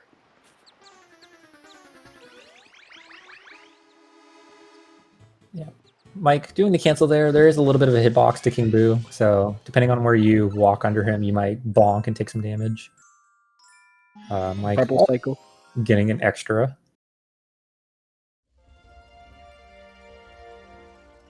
Mike getting another extra. Oh no. Yep. So this is why King Boo is very disliked. There are some routes that opt to save warp after Pin Park. What did the random one do? Just a random one out of the 4? Yeah. You can opt to do this a little bit earlier if you save warp and do a different route. Because of the major RNG element near the end of the run, which can potentially kill a PB pace run. Switchmaster on to Serena 6. This is cleaning Serena Beach. On the JP version, they are very mean to you and expect you to be perfect at coloring in the lines, or rather cleaning the lines. You are required to clean 99.5% of the beach, and this includes invisible goop, which you can kind of see Switch getting a little bit However, this also occurs on PAL. Now, however, on English, they're like, this is way too hard. So you can be a lot more sloppy on English and clean about 90% of the beach, which is the one advantage to playing English over PAL. Wow. Okay, that's so much different. And on average, English would save about 10 seconds over JP and PAL on Serena 6. Depending on how well you perform at the Shine.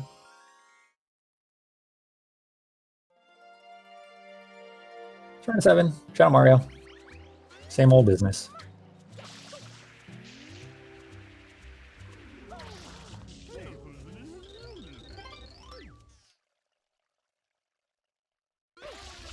I did not quite see how many extras Mike got. I believe he got either 2 or 3 total extras, which was more than Switch got, so unfortunate.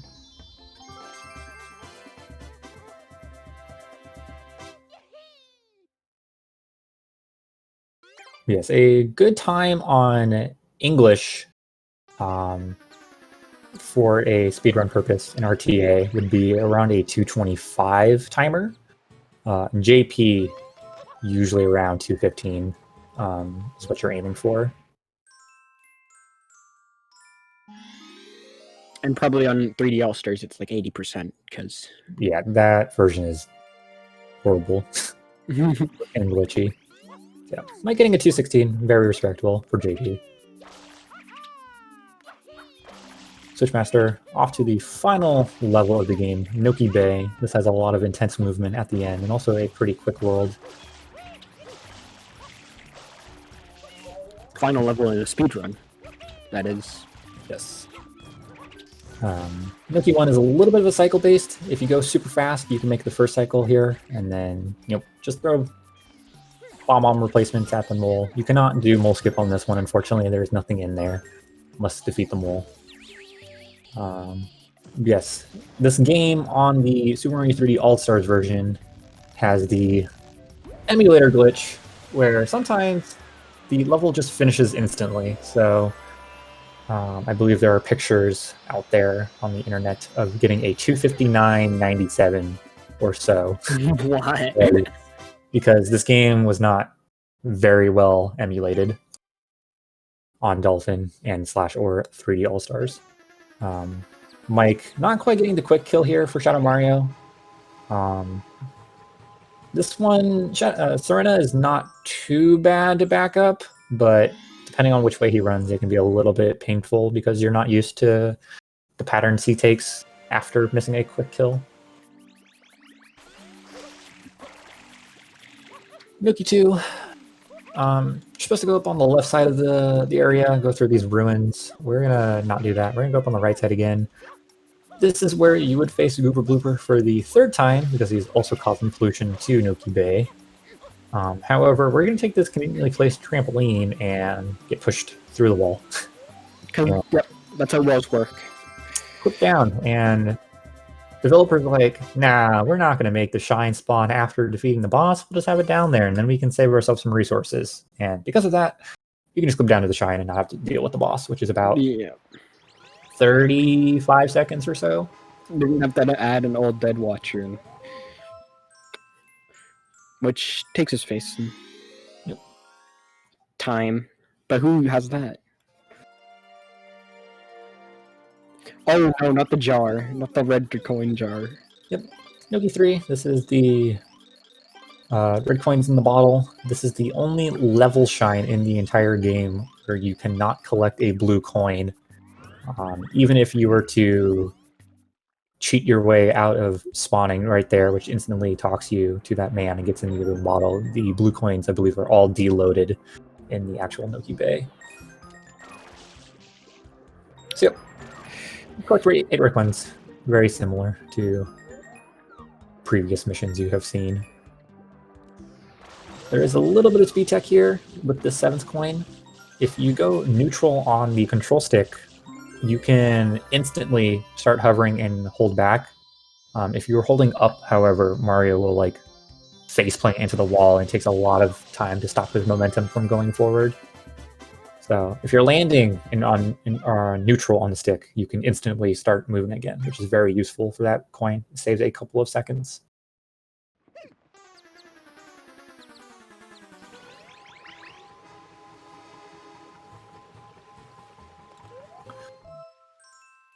Now for our final boss shine, not counting Bowser at the end of the game.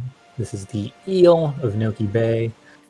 A difficult shine for many newer players and even potentially advanced players going for different strats here. This is the actual reason why Noki Bay is currently polluted and you cannot swim in the water.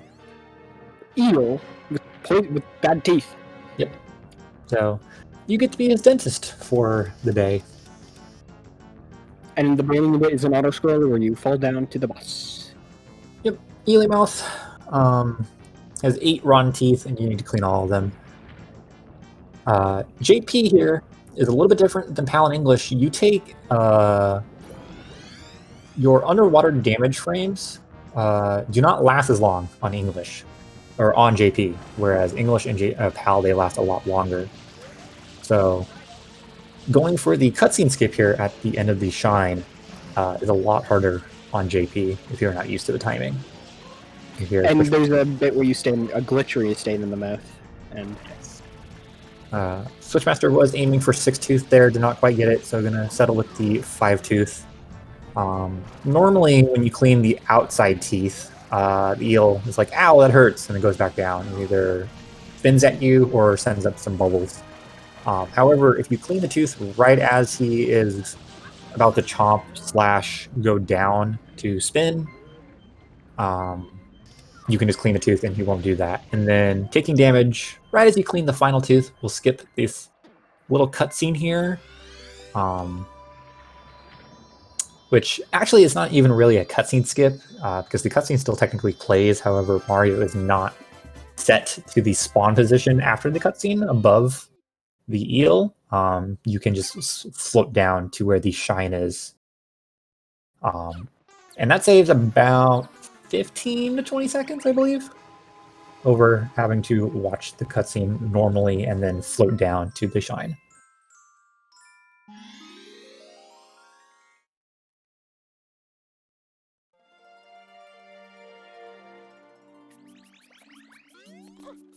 Noki 5, Piantissimo, back again for the final time.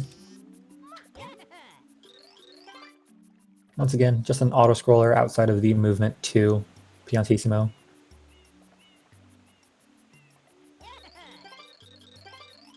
probably just get it kept there the fastest he can. Yep. Because there's no really other point to do anything. Yep, and this one is definitely the longest of the 3 Piantissimo shines, Gelato being skipped, of course. He takes quite a long time here. You can fool around for around 35 seconds or so, maybe even 40, and then still finish before he does.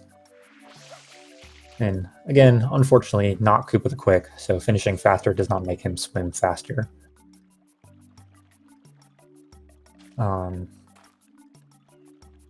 I don't know if it's a well-known fact or not, but if you opt to re-challenge Piantissimo after defeating him once, I believe he will go faster, and he will either tie your PB or go a little bit faster than your PB each time. Wow. He can be quick then. Up to a certain point, I believe.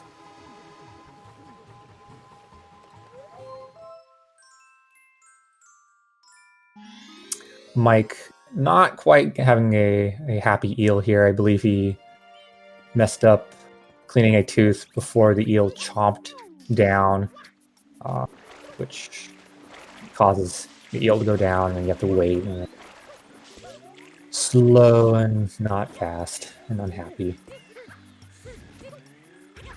Meanwhile, Switchmaster, on to Noki 6, the final secret of the game, and arguably the hardest secret, and the scariest, because it's at the very end of the game, it's very long, it's very easy to die, and lose a ton of time.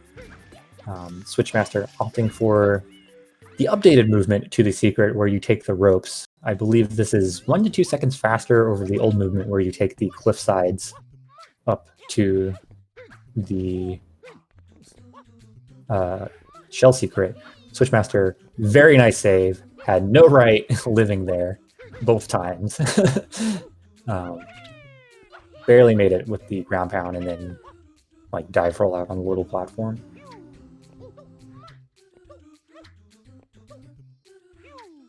So not quite getting the fastest cycle because of that, but still able to back it up very nicely.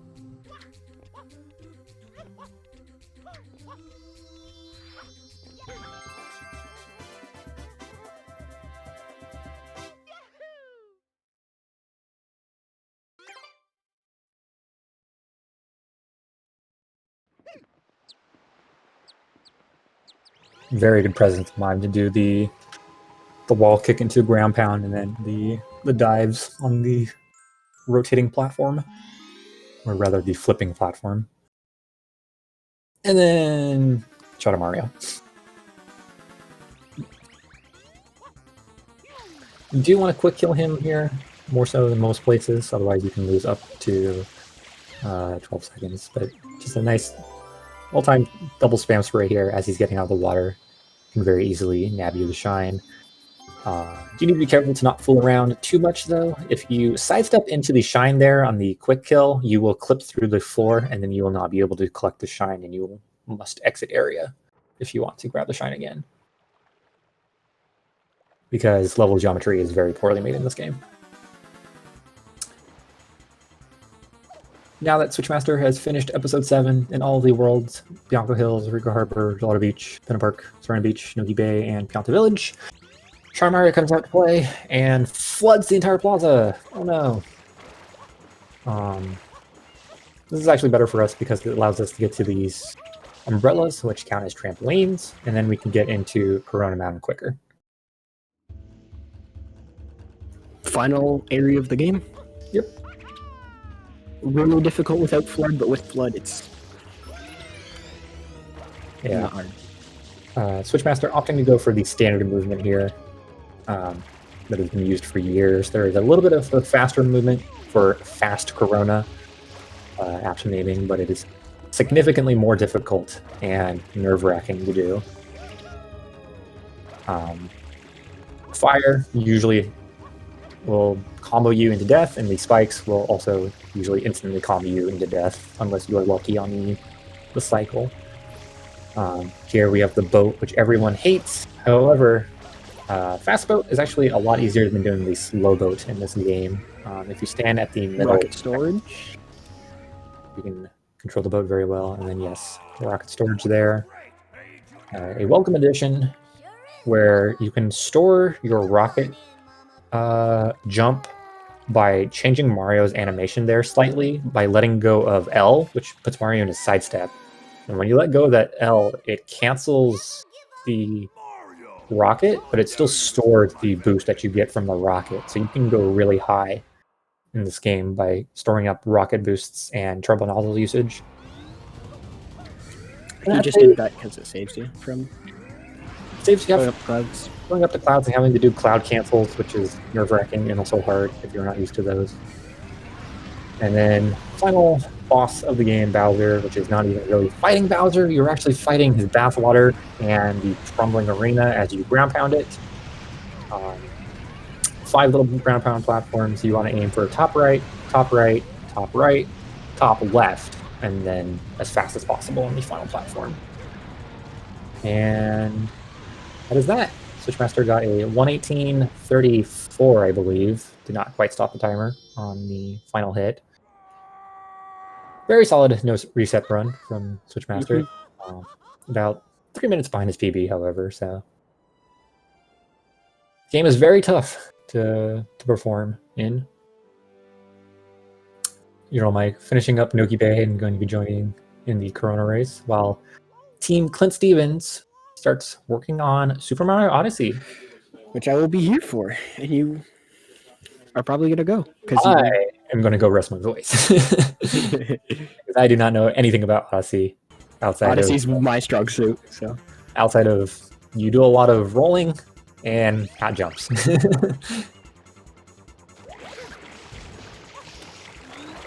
Peace, if you're gonna go. I'm guessing we're gonna go after Mike's done. I'll finish out Mike's part of the Sunshine section. Explain a little bit about Coronas. Yes, the fast boat, if you stand at the front of the boat, the controls are reversed when you spray. So you want to stand towards the middle of the boat where controls are nice and easy to understand. And you don't want to stand at the very back of the boat because when you're at the very back of the boat and you're going max speed, Mario can clip through the back of the boat and then just hit the lava, which is not actually lava. This is just water, but retextured and has a death plane over it. This is known because you can actually swim in the lava. There are these fire cheeps in Corona, and you can damage boost into the water, which is usually slower and never useful. Always slower, actually. And then yes, rocket storage, cloud cancels. Back in the day, you would just do the normal rocket jump, and then you would hit L to ground pound the second you passed a cloud, and then you would be able to instantly start charging up a rocket again instead of having to wait to land on the cloud like normal. And these were called cloud cancels. But those required precise timing, and sometimes you could bonk off the edge of a cloud, which was scary. And then, again, as mentioned, for Bowser, we just want to aim for top right, top right, top right, top left of these sections. Otherwise, Mario gets kind of popped up and the game lags horribly. And pray to the micro RNG here that the backwater does not snipe you as you're doing a rocket jump, because that could be pretty bad and you can just fall to your death. But Mike getting a very nice Bowser fight and going to be pushing out with a 122-20 for Team P, allowing them to start Super Mario Odyssey. So that is it from me, Deathline, your Super Mario Sunshine commentator. Thank you for co-commenting with me, Chunky. It was very fun. Yeah, it was. No, I will call Odyssey, the game that I'm here for. Now you I know. I can do that alone. Good luck to both Infinite Gamer and I do not know the player for Team P on Odyssey, but good luck to them. Yeah. And Doge Cyanide. Okay, I'll just call him Cyanide. So, Gamer's just going for a Dino Skip, which is where you jump on the trampoline and skip the whole back area of Odyssey. It's quite simple to just step on the trampoline and go up top.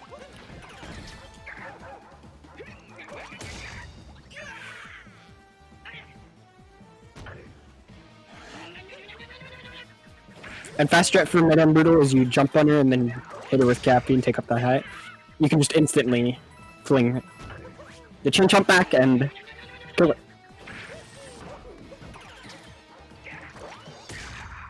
And kill Madame Brutal. There's nothing really interesting about Cap Kingdom. Besides the faster strat is where you go up top without the frog and get the frog at the second part. Which skips the cutscene.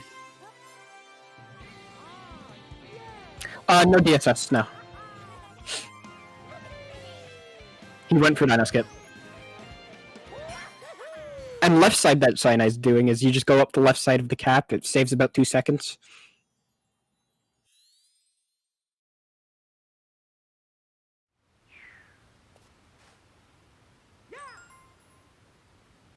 DSS is also known as Dino Skip Skip, where you skip Dino Skip by going up a wall that you can barely stand on.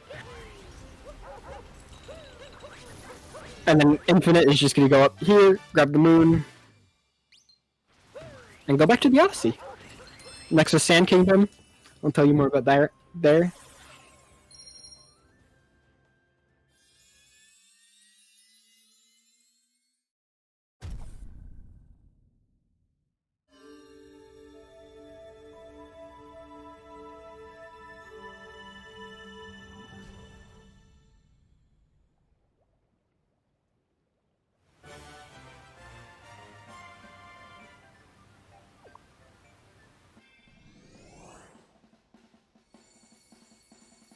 This game has a lot of skipping cutscenes and dialogue, but it's fun.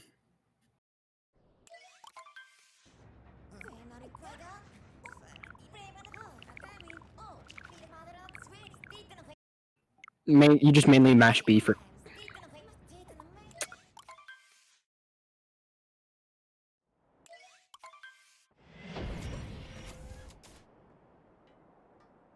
None of them opting to go for DSS. Okay. So in Sand Kingdom, you literally just start and roll. They set their times before the run, which means bad bunk. Which means the seed will plant after they leave the loading zone.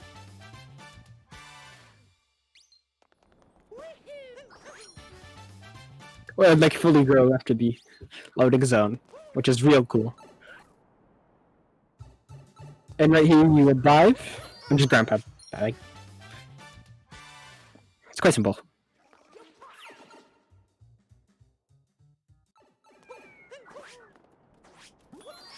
See? Right there. It normally takes 20 minutes to grow. And you just left it. And then he'll go into the shop and get the moon in here.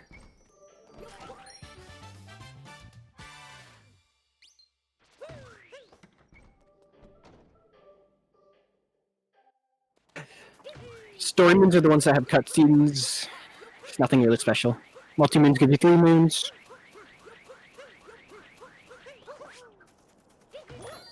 He'll ground pound to get a moon. And then he'll roll down and go to the moon on top of the archway. Fastest language in this game is simplified Chinese. Less characters, and that's really all. Fastest version is 1.3.0, fastest load times, and it just beats 1.0. Right here, she's going for Jam Strat to manipulate the bullet bill, throw up Cappy, get the moon, and shake his controller.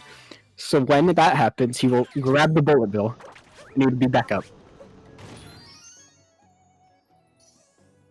I'm pretty sure they're both on 1.3.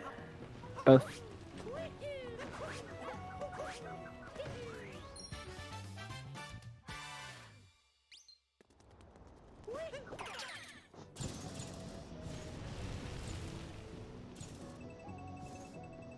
Right here, you just bring the bullet bill over and dive onto the moon.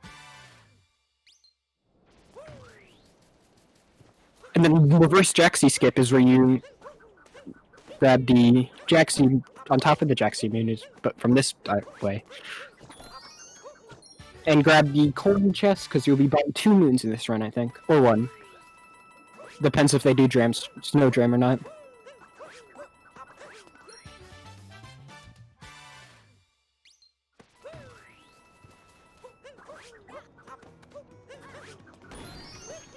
Right here, they just manipulate the bullet bill to break that without capturing a bullet bill themselves. And here they roll to a cactus moon. Move the cactus, ground pound.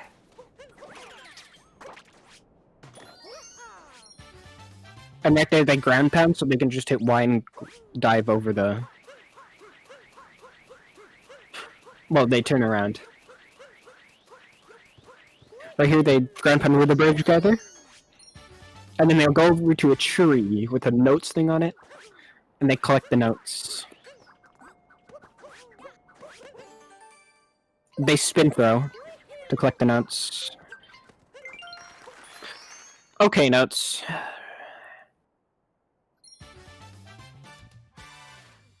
And it is faster to just TP.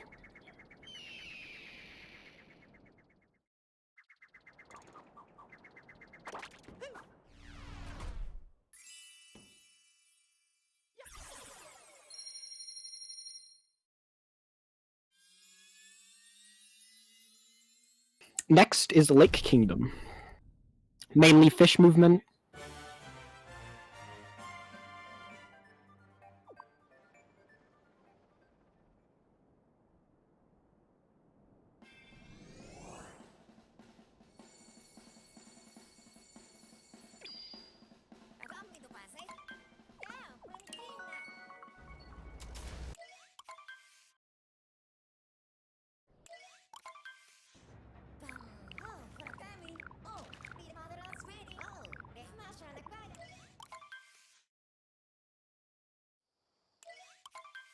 Both going for Drain Strat, which is the fastest way to get this moon.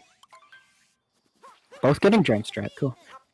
So in Lake Kingdom, you go here, you throw Cappy because you're gonna Cappy Vault right before grabbing this moon, and you just walk right over it and climb up the wall real quick. They're going to hold Cappy on the zipper. They're gonna do something called, I'm gonna just call it Lake Clip, because it's only Lake Kingdom. And if he does it, yes, no, okay, slower strat.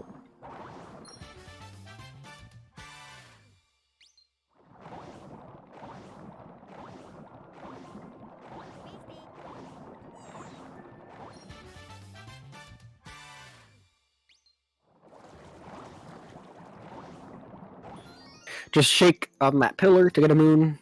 And for some reason, during this moon and this moon only, you can change your camera. So when he goes to collect the moon, he's going to look up at the thing. He's going to hold B to go up or A. Shake once, go up. He's going to jump out, uncapture, and go on the floor. And with Rengo, you double jump dive, then you just look away. Backflip when his spikes show. Ground pound, jump, throw Cappy. Nice is the whole fight.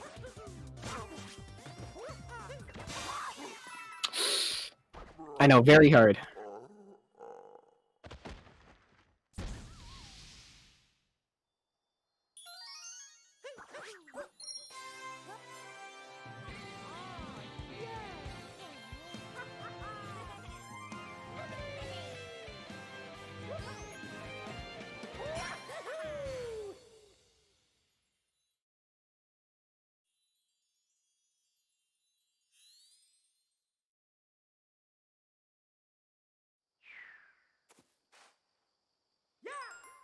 There's no cutscene to skip after here because you're already in World Peace. After Rango in this kingdom, you're in World Peace. Same with Cascade. After you beat Madame Brutal, you're pretty much in World Peace. For that kingdom.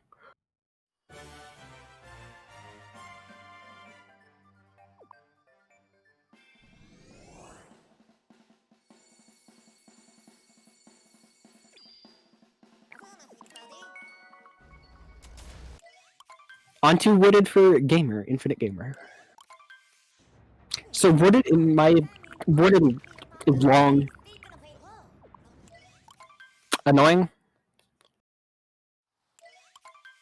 and has a lame boss fight at the end. If you opt to do the boss fight. So right here you will grab this rock, jump over, hit the bunny, throw the rock, grab it. Because the rock that he's holding has the moon in it, and if you touch another rock with the rock you're holding, the one you're holding will break.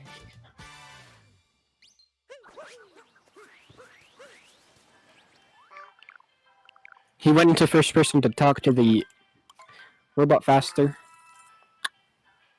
Just to buy a moon. This might be the only moon he buys in the game, in the run. If he does no jam. He will spin pound instantly, go over here, triple jump, climb up the wall. Oh, and Doge is going for light clip. So light clip, you clip in, throw Cappy upwards, grab the checkpoint and open the chest, and then go down here. You can, because there's a very small slit in the wall where you can clip into with Cappy to jump on Cappy, and somehow it clips you in. So that's how nut clip works. Light clip works. This is nut clip. You backflip into a moon, and you should clip through the wall. And then he goes over here, climbs up. Doesn't clip in. Goes around, wall jumps, and clips back into bounds. And he has enough speed to jump up there. To jump up it. Because normally you can't walk up it and you use flowers.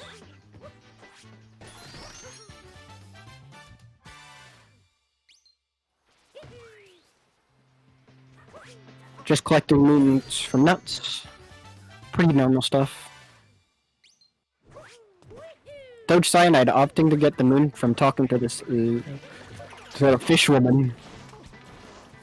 Infinite Gamer using the up route. to get the moon in the night.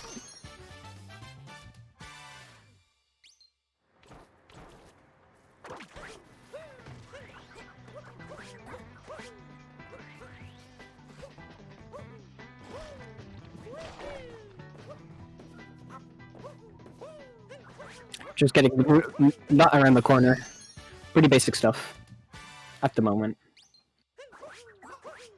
He's going to roll over the ledge because for some reason in Odyssey you can roll across slopes. Going for flower bridge skip, which saves you about 2 seconds and loses you about 50 if you fail it.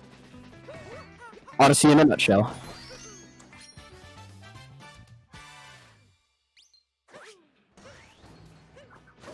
If you fall into deep woods, it loses you about 50.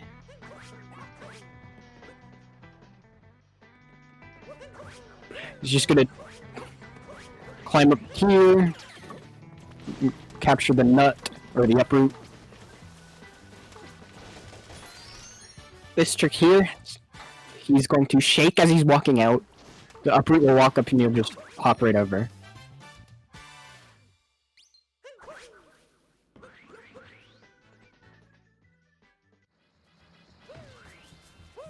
He's not gonna choose to fight Spirit, because it's pretty much just an auto-scroller. And grab him not around the corner. That's what the moon's called.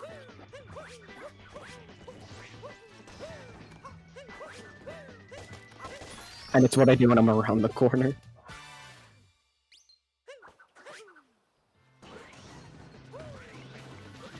And then he's gonna go into Fuzzy's room. Maybe, yeah, Fuzzy's room. We roll, long jump, and throw Cappy. Jump up. Do some basic movement.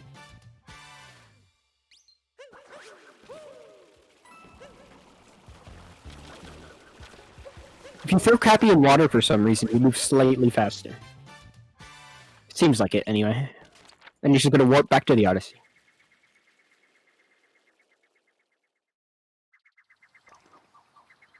Next kingdom is Cloud.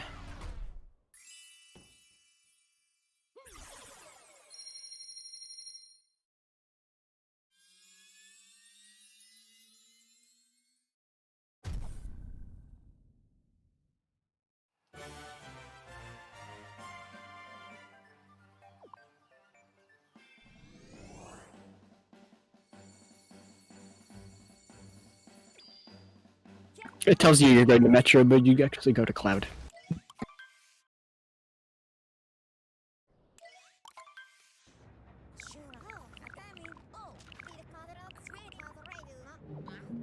Doge Cyanide slowly catching up. The bonk there is fine, it just stalls him long enough in the air to grab the moon. Doge. And no Cloud boost there, okay. So, Bowser. Very easy boss fight. He's gonna go to the side of him. So when he rolls over, here he's only gonna jump one. And it saves like 2 seconds. Maybe. Maybe 1. Damn. That's a big time loss.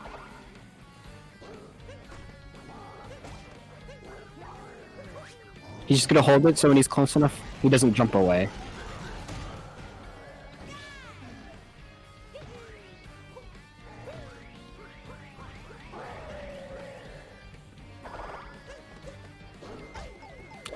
He just damage boost through it, break the hat, wear it, kill Bowser. Next is Lost Kingdom. The meme tree.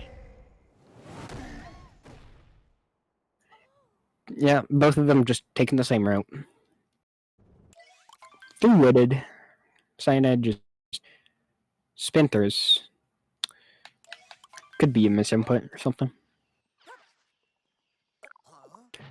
So, start a Lost, there's 3 text boxes. You spin pound, roll, triple jump up to main tree, cap return, jump up the ledge, because you can do that. Cap, jump, throw, spin pound, collect a moon. Simple strats, but easy to pick up. But captures the butterfly. If you miss that, you just go into first person and look at Klepto. Or the vulture.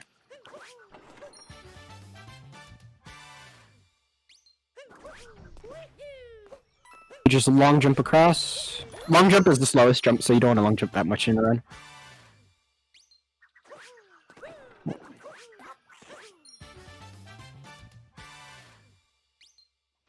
It's just, it gets you across long gaps, it's just slow.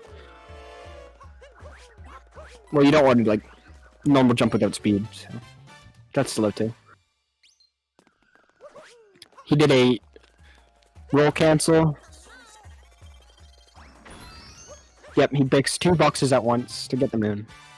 You don't have to break 2, he just has to break the one with the moon. Is he gonna go for the triple jump? Into the cage? Oh. Yes, okay. Does he do fast? He's gonna grab the moon under the bridge here? Probably throw Cappy. And come back up. Saves like 2 seconds. Maybe like 1.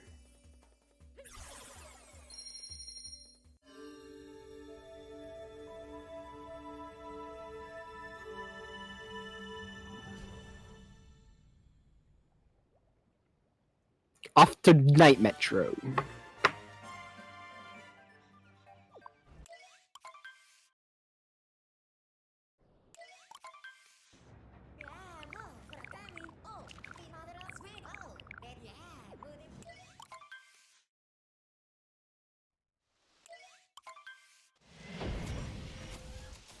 Night Metro, you're just gonna start off and spin pound.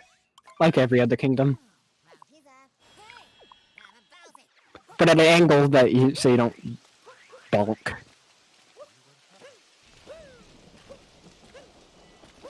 And just triple jump across, spin throw, spin or dive when you get out. Start rolling. Do this easy jump, triple jump across.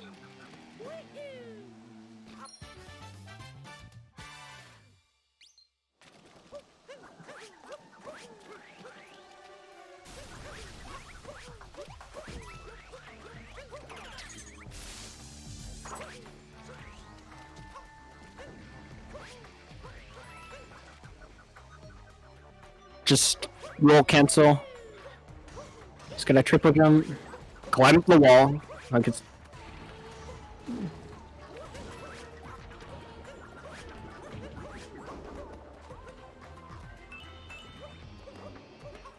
goes around so you can just. It's fast. That's why he's doing it. Goes up 3 times, climbs up. He's probably not just gonna bonk. Like how I do it.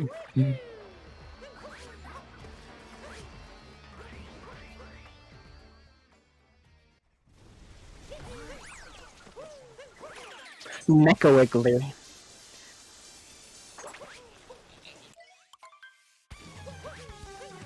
The worst box in the game.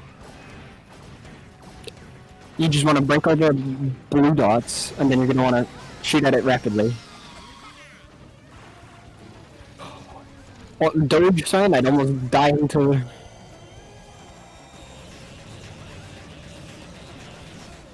a bonk.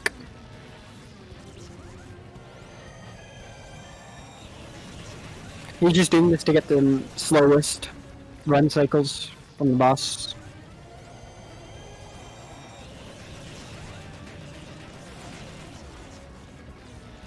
It's just a giant auto scroller if you play it well.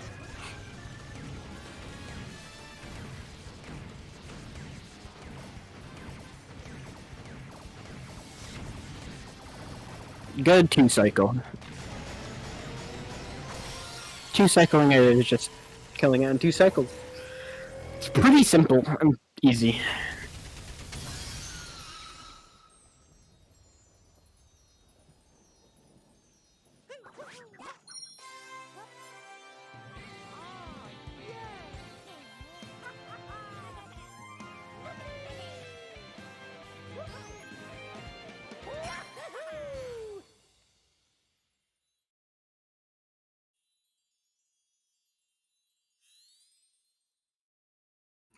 day metro. I'm just explaining whoever's ahead, which is they're all doing pretty much the same strats.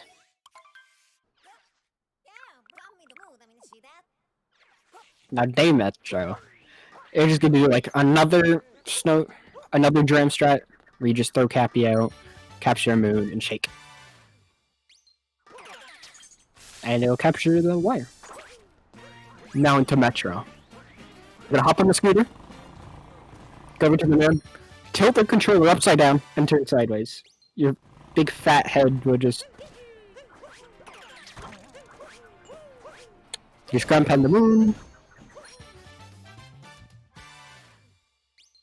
Simple strats.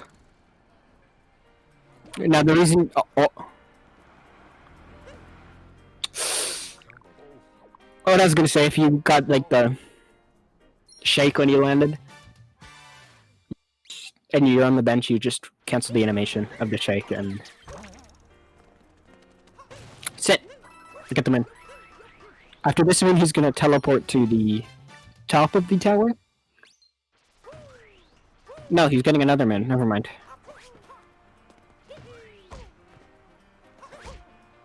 Oh, 2 bonks. He's getting gambling moon.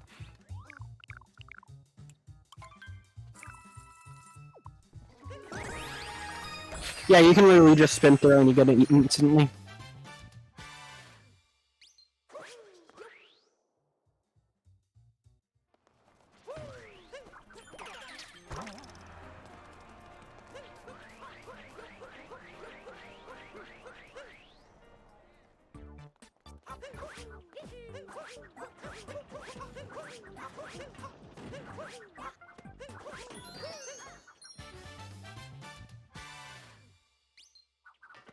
So he's just gonna long jump.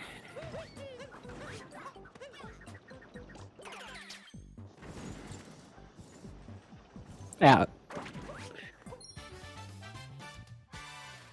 Both of them getting a 2 cycle, looks like it.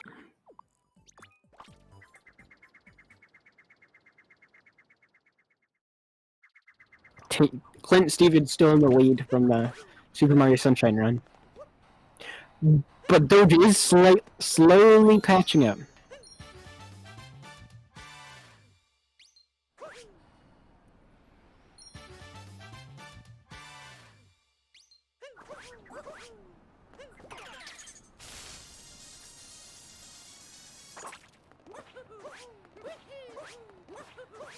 Just going back up.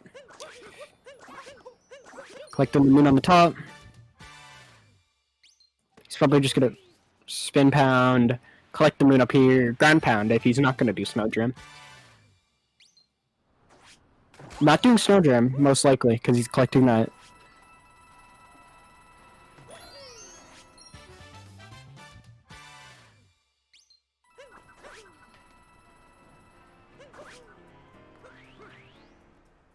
Going into people's room.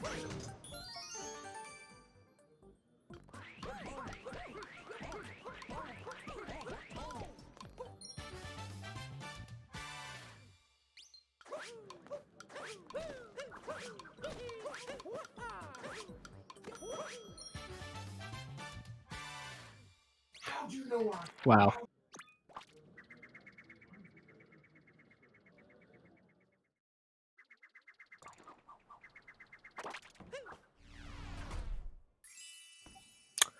After Metro, he goes to Snow or Seaside, depends what he wants. There's no difference, but Snow is just faster because you don't have the menu as much.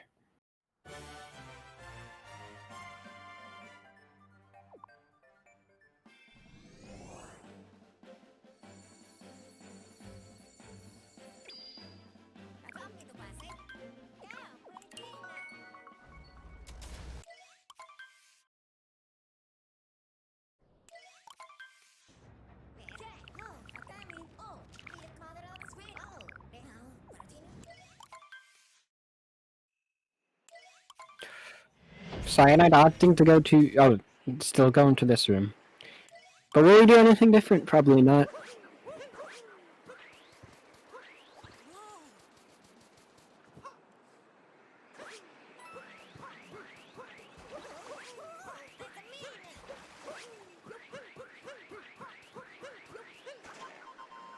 Talking to Captain Toad.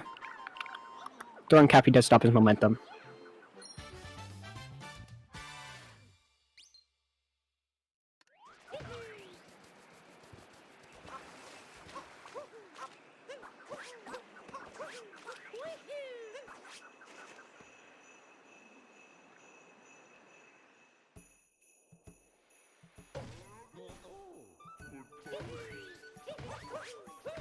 Snow Kingdom, he's just gonna climb up these boxes, collect the moon, and go shopping.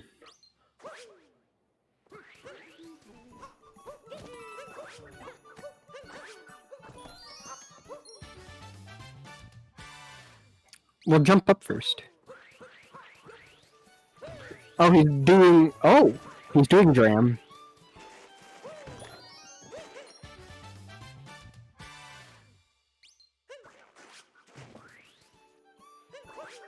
Snow Clip. It's just fast. Snow Clip, you just clip through the wall going to loading, so it's just faster. Using the blowy joey momentum. Forget the name of the fucking capture.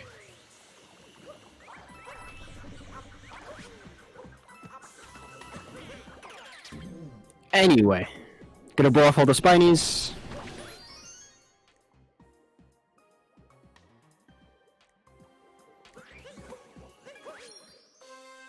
Grab a story moon, has a cutscene. Yada yada yada.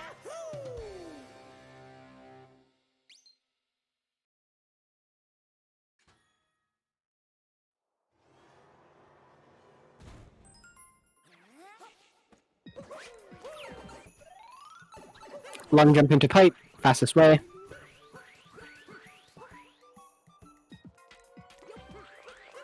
Capturing some Goombas, taking damage.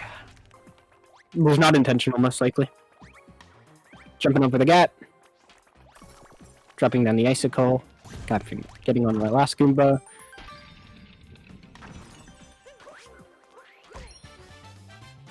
Bonking, and then he's gonna have to go through the heal animation.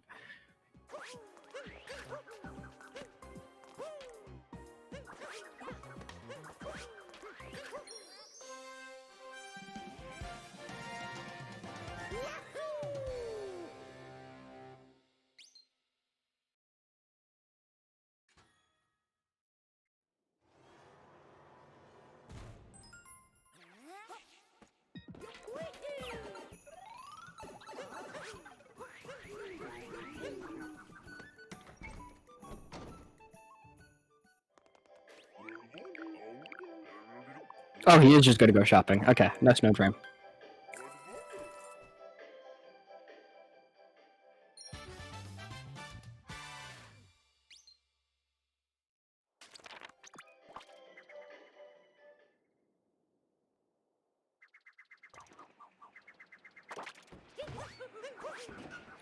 He is opting to go for Snowdram.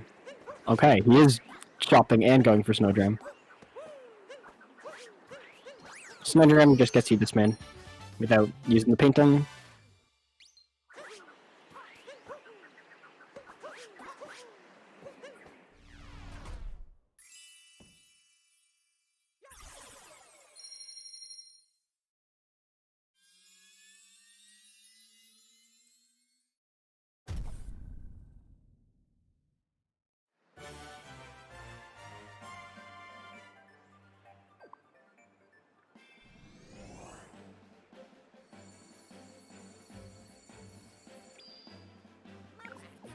Seaside is just a bunch of fish movement. There's, besides fish clip where you go near the edge,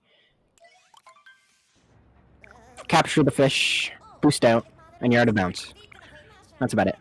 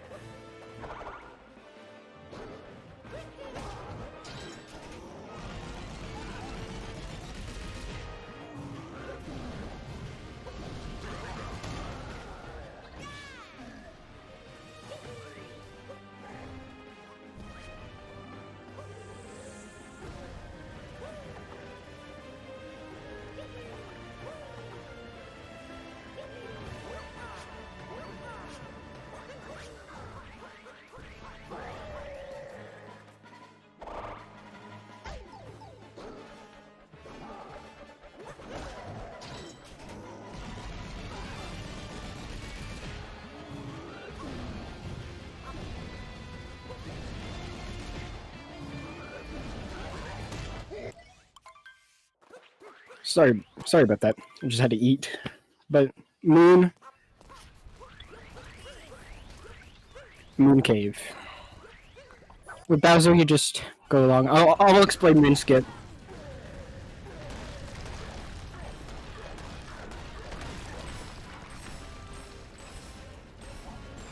When he gets to it.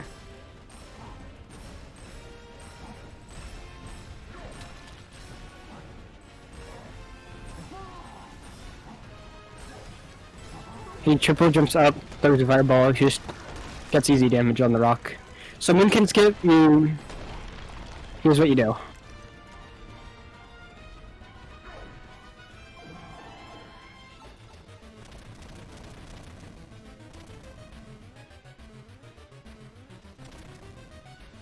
What he does is he ground pounds, jumps on his calf, jumps on Cappy, wall jumps, and ground pound, and wall jumps again. And with Bowser, you just throw fireballs at walls.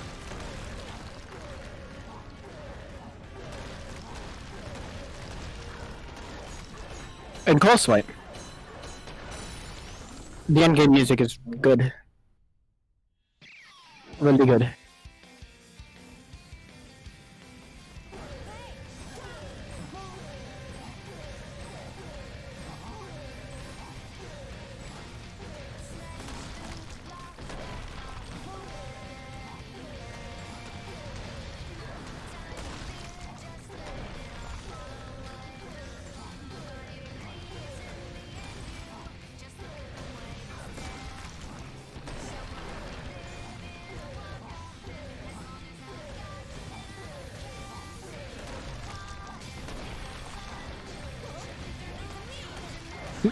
Infinite's not gonna throw. Is it? And Bart's really easy.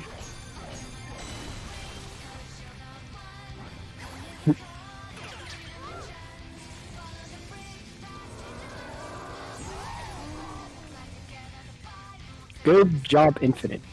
About a 102.38.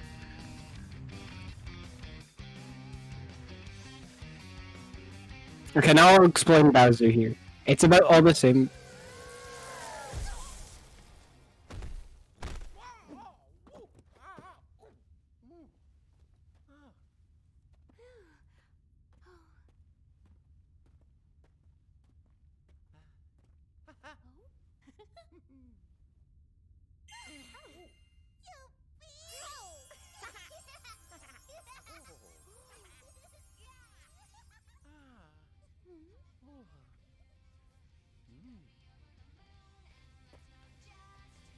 Yeah, it's about the same.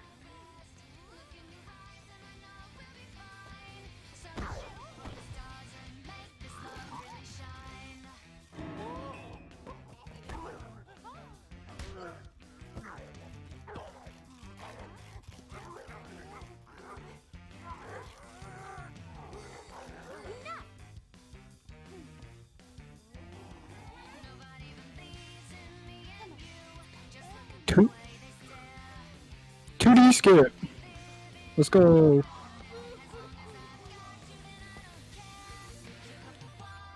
2D skip again.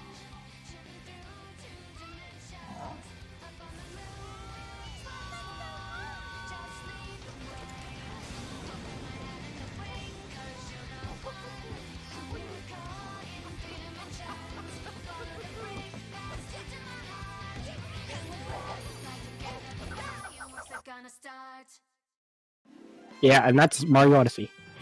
I had to go eat, so that's why I stopped talking. But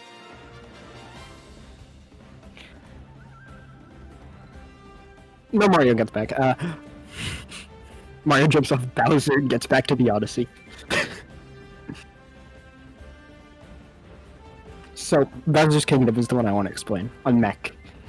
So they just climb up the little nubs on the side of Mech's legs, and then they keep jumping back on whenever they get blown away. And it's fast. So it's like 4 to 5 minutes, maybe, if you play it properly.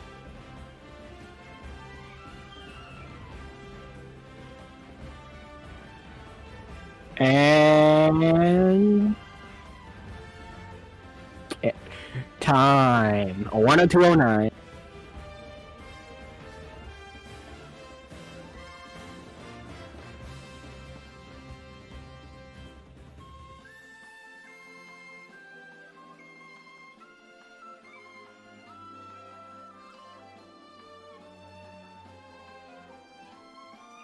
Yeah, so GG's fun.